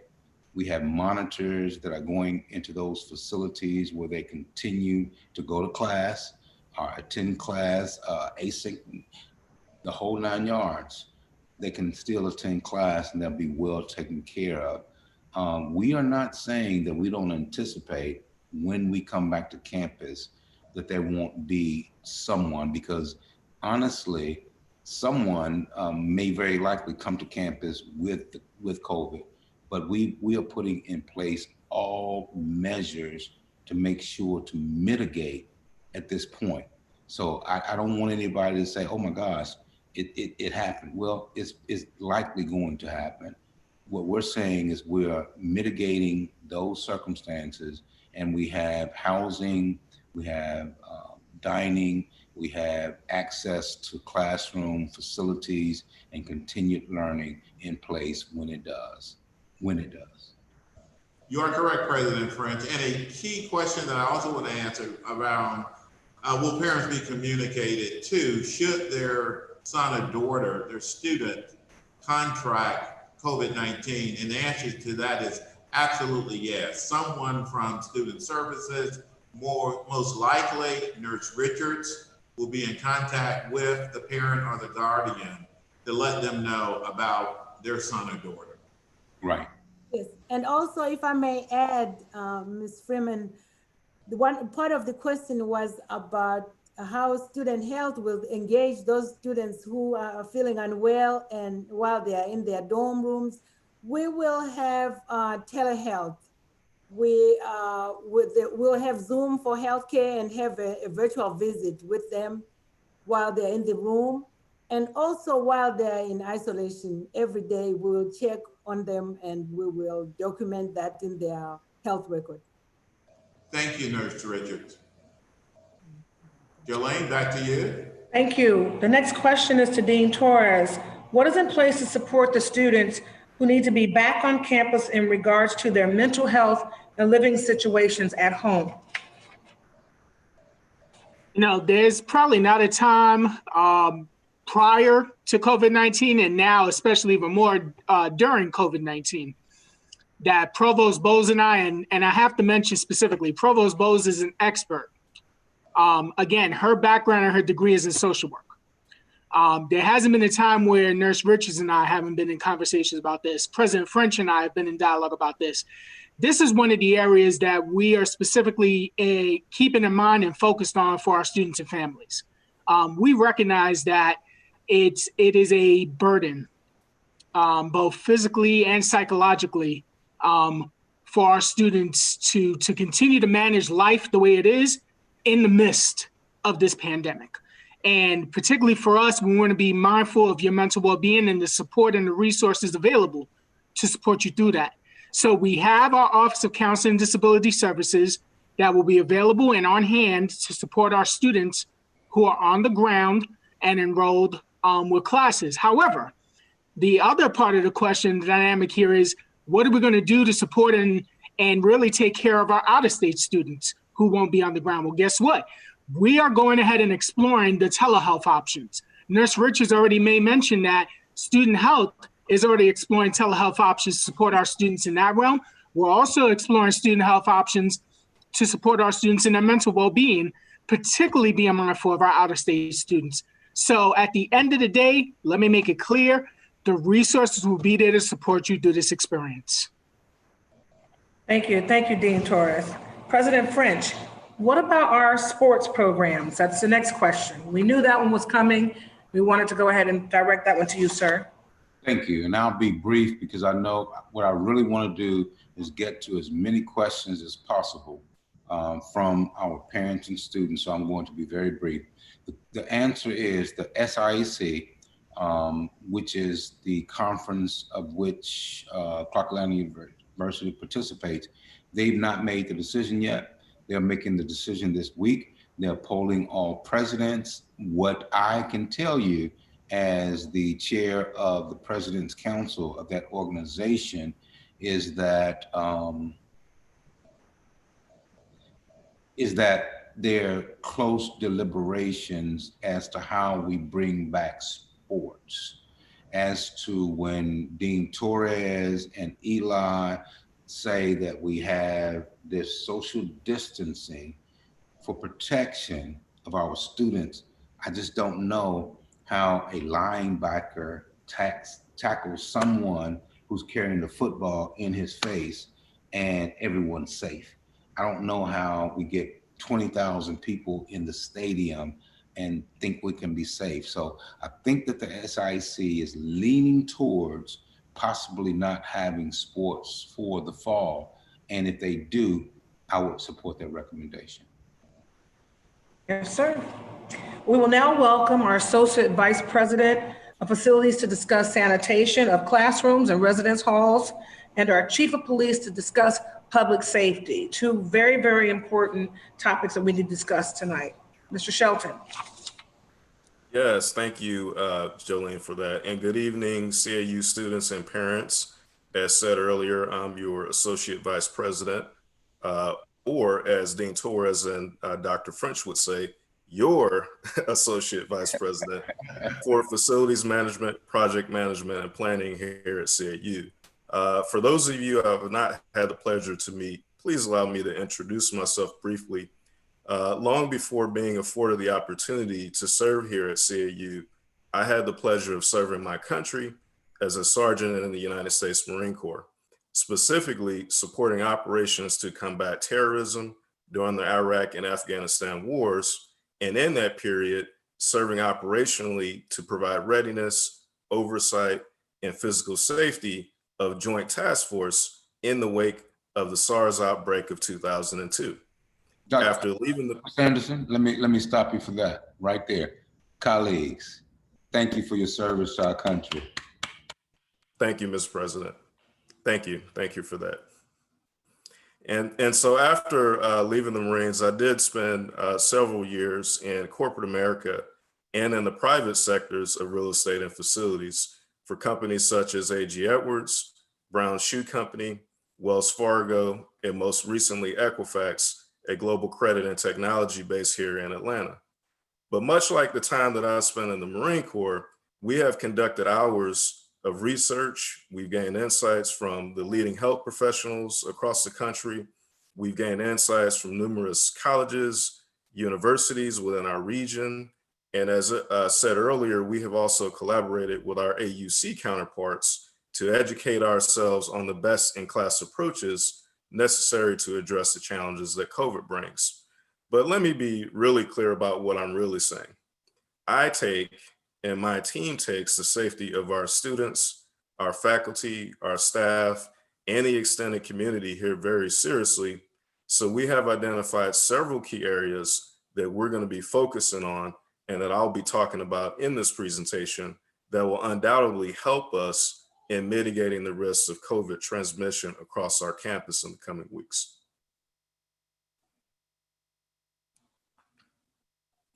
So here are the things that you will see when you arrive to campus. Number one, we are investing in and increasing the number of custodial workers that you will see in each building. That's going to allow us the ability to balance the level of deeper cleaning and sanitizing and disinfecting that we need to incur on the campus.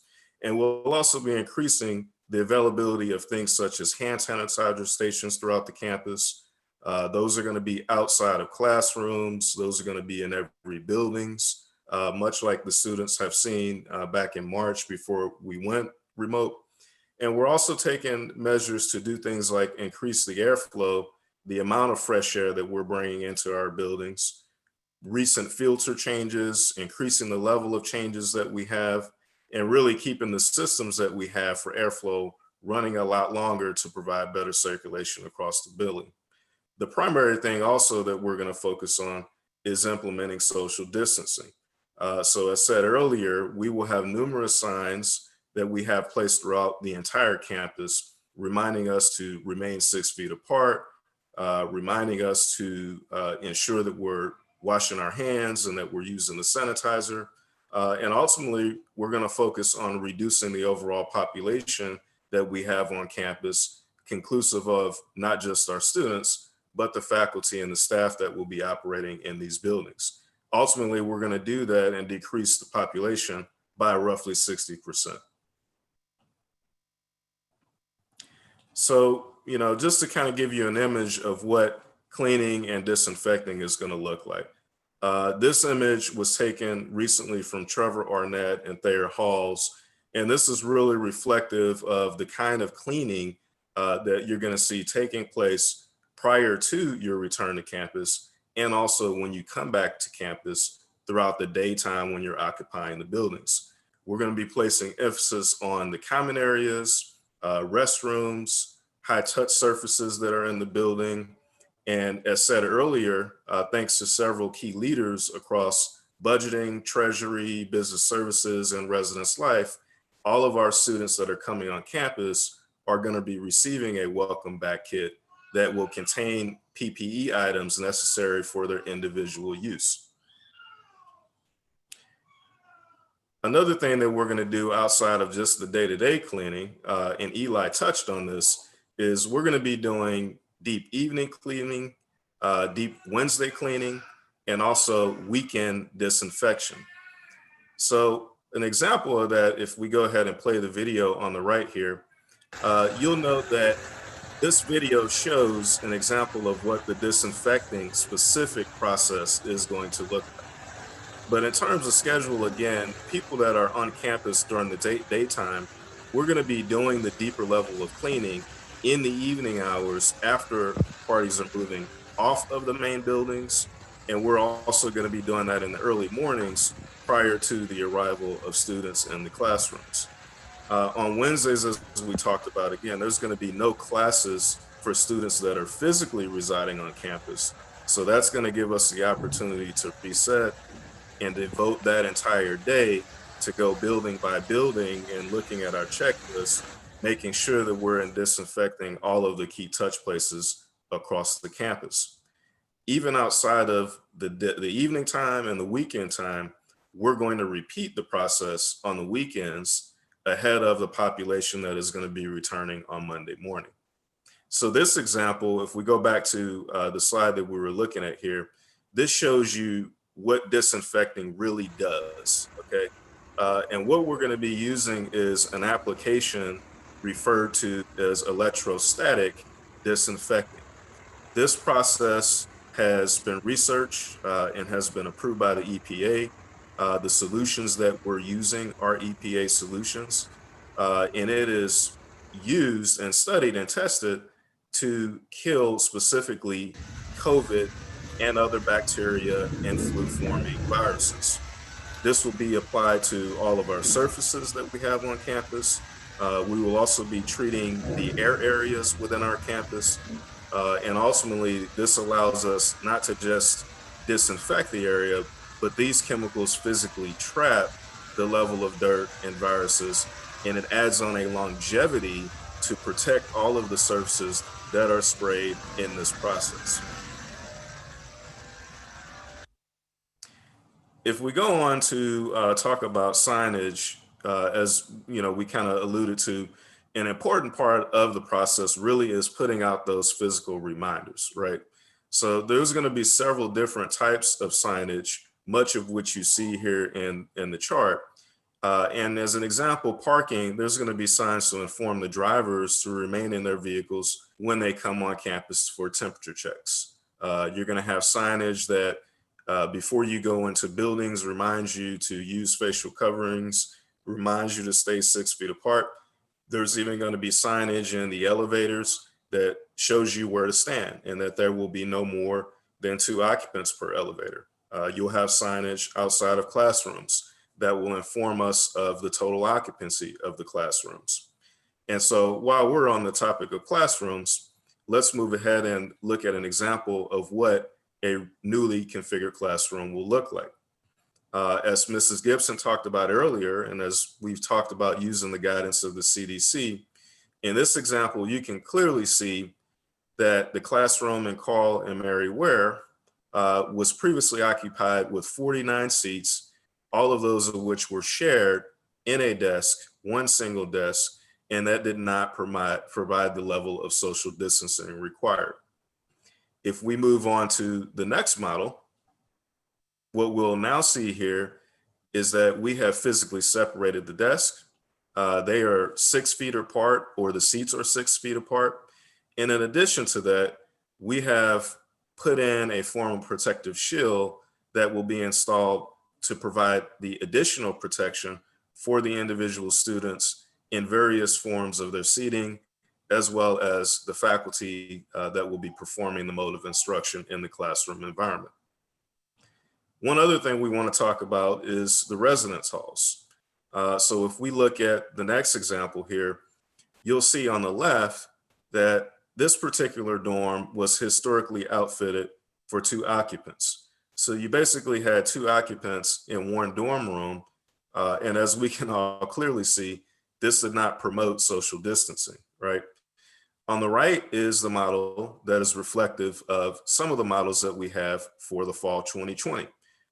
You will see that we've reduced the capacity, and essentially this provides for a single occupant in each of these model rooms, and also reduces the number of occupants that are going to be sharing a restroom or other common area facility. This is one example. There are several other examples, but the vast majority of the dorm spaces that have been outfitted will support single occupants, and the overall occupancy reduction for nearly all dorms is roughly 40%, a very deep reduction in the number of people that will be housed in residence halls. The last thing I want to touch on is the workplace and the student common areas. How will it look? So we've already talked about earlier how we're reducing the number of students, and additionally, we're reducing the number of employees that are going to be in a physical building. Certainly the A and the B schedule helps us in getting to a leaner model whereby we're estimating we're going to have no more than, let's say, 15 or so physical employees in a given building at any given time, with the exception of some select groups, and specifically some faculty groups during peak teaching hours. As you also will see here to the right of this plan, things like our dining hall. We're going to be reconfiguring the physical spaces that students will be sitting in. You will have floor directional signage that reminds you to social distance. There will also be grab-and-go service in the dining hall, and all of the food service stations that used to be self-serve will now be member-served by a member of the dining team.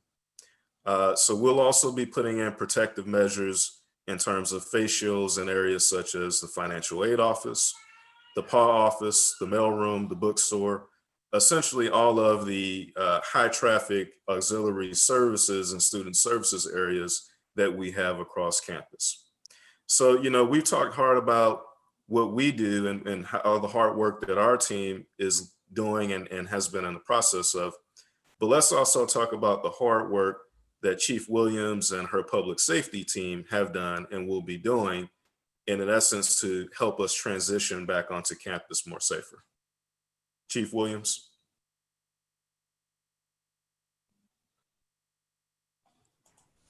Thanks, Shelton. Good evening, CAU family. I am Chief Williams. I am your Chief of Police. I have over 37 years of law enforcement experience. Started off in the city of Atlanta with 28 and a half years. From there, I went to Mexico to teach best practices of the U.S. practices regarding law enforcement to the Mexican law enforcement community. From there, I served 4 years with Clayton County Public Schools. And let me tell you, in 2018, I received a calling to be your Chief of Police that I am just as proud today as I was back in August of 2018. Because when I say serve, I am grateful every day that I'm able to come on the campus of CAU to serve our students. Now that you've heard about facility safety, health and wellness safety, and you're probably asking your question now, tell me, how am I going to be safe? Better yet, parents, how am my students, how am my child or my student is going to be safe on the CAU campus? Let me tell you, during this crisis, that we have not diminished our service to the CAU community. We have identified several areas that our employees are required to come through in order to get their screening. And you heard Dean Torres speak about it earlier regarding our access points. And in order to maintain safety on all of our campuses, we've all identified safety points. We've identified 2 access points onto our main campus, which are the Atlanta Student Movement main campus and our Sage Baycoat parking lot entrance. Those are the entrance points onto our main campus. And in addition to the entrance points, we've also identified what we call our screening locations. We've identified 4 screening locations on the campus for our employees to come through, and they are in front of our student center, our president's parking lot, our visitors parking lot, as well as the Sage Baycoat parking lot. And we are all required to wear our CAU ID badges when we're on campus. And also, I just want to let you all know that in spite of what we've all gone through, that the service that we provide our students here on the CAU campus, as I said earlier, has not diminished. You asked the question, how am I going to feel safe on an open campus when the numbers of our students have decreased? You are correct, because we have a partnership with our students that we all realize that safety is everyone's responsibility. And because our numbers of our students have increased, but our service that we provide to our students have not increased, have not decreased. We will continue to be visible throughout our campus in patrol cars, on foot, and on bikes. And also, I want to remind you, don't forget to download our Panther Safe app. That's the campus safety app that allows you to stay in contact with our communication center 24/7. We're following you through a friend walk. You have the mobile blue light, the panic button, accessible to you at all times. In closing, I just want to make sure, I want to encourage all of our students of situation awareness. What is that? That means at all times, be aware of your surroundings, be alert at all times, and be vigilant at all times. Here at CAU, in closing, I'm going to say, when you see something, say something. When you see something, say something. Thank you for this opportunity to share with you regarding public safety here at CAU. Chief Williams and Mr. Anderson, thank you all so very much. Thank you, it's very important information. And I feel as if I'm in good hands, and I'm really hoping that the parents and the students can feel and see that they are in good hands here at Clark Atlanta University. So ladies and gentlemen, we have approached the end of our town hall discussion. I would like to thank all of our panelists and our esteemed president, Dr. George T. French Jr., for joining us this evening. Now, additionally, I want you all to know that frequently asked questions will be on our website, cau.edu. So President French, time for your closing remarks, sir.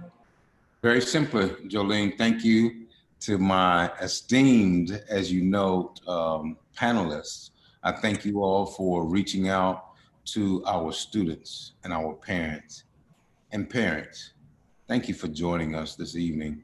We understand who you are. We see you in the African tradition. We see you. We understand who you are. You're concerned about your students, about your children, and they're going off to university at Clark Atlanta University. And what I loved is what Miss Lori Sattler noted earlier. For your student, for your child to have the opportunity to attend Clark Atlanta University is such a privilege, and we don't take it lightly. And it's such a privilege for Clark Atlanta University to receive your student. And we will take good care of them. I assure you, you made a great decision, and we will do well. As a matter of fact, my team, we take seriously COVID-19 and making sure that all we do and all that we say will come through the voice of masks. We take it seriously. Thank you, Jolene. So President French, as I try to get my mask on here really tightly here, tell you what, I'm just gonna pull that down real quickly. Okay. So you guys can hear me as I close. Thank you so much, sir, for all of your information. Thank you for your leadership during this challenging time. Thank you, panelists. We really appreciate all of your hard work. And I want to remind everyone to remember that we are one exceptional university here at Clark Atlanta University. And with that, I'm going to toss it to Mr. Sam Burston. Take it away, Sam. Thank you, Moderator Jolene Butts Freeman. What a wealth of information shared with our students and parents tonight. President French, thank you again for your insight, your compassion, your leadership, and for always putting students first. I heard you mention 100% free laptops for undergraduate and graduate students. I think that may be a first for an HBCU. So thanks for your leadership again. Thanks to Provost Dorcas Bowl and our dynamic panelists for sharing your expertise regarding the CAU Fall 2020 reopening, which will be upon us in just a few weeks. Our theme for the fall reopening is CAU Forward Together. And as we move forward together, please continue to be vigilant and be safe by following all CDC COVID-19 guidelines. We will now ask our university chaplain, the Reverend Dr. Tanya Miles, to return for the sending forth. Reverend Miles. Thank you, Mr. Burston. Brothers and sisters, we are strong, CAU strong. As Daryl and Amaya shared in song, God wants to blow our minds. As we prepare to move forward, know that God, who is able to do exceedingly and abundantly above whatever we could think or ask, is walking with each of you. We are moving into new territory, just like the Israelites, and it will be bigger. Why? Because God is with us. We only have to be willing to go. So as we prepare to go forward, go in peace, go in love, go in faith, knowing and trusting in all of God's promises that God will do exceedingly and abundantly and blow our minds. Amen and good night.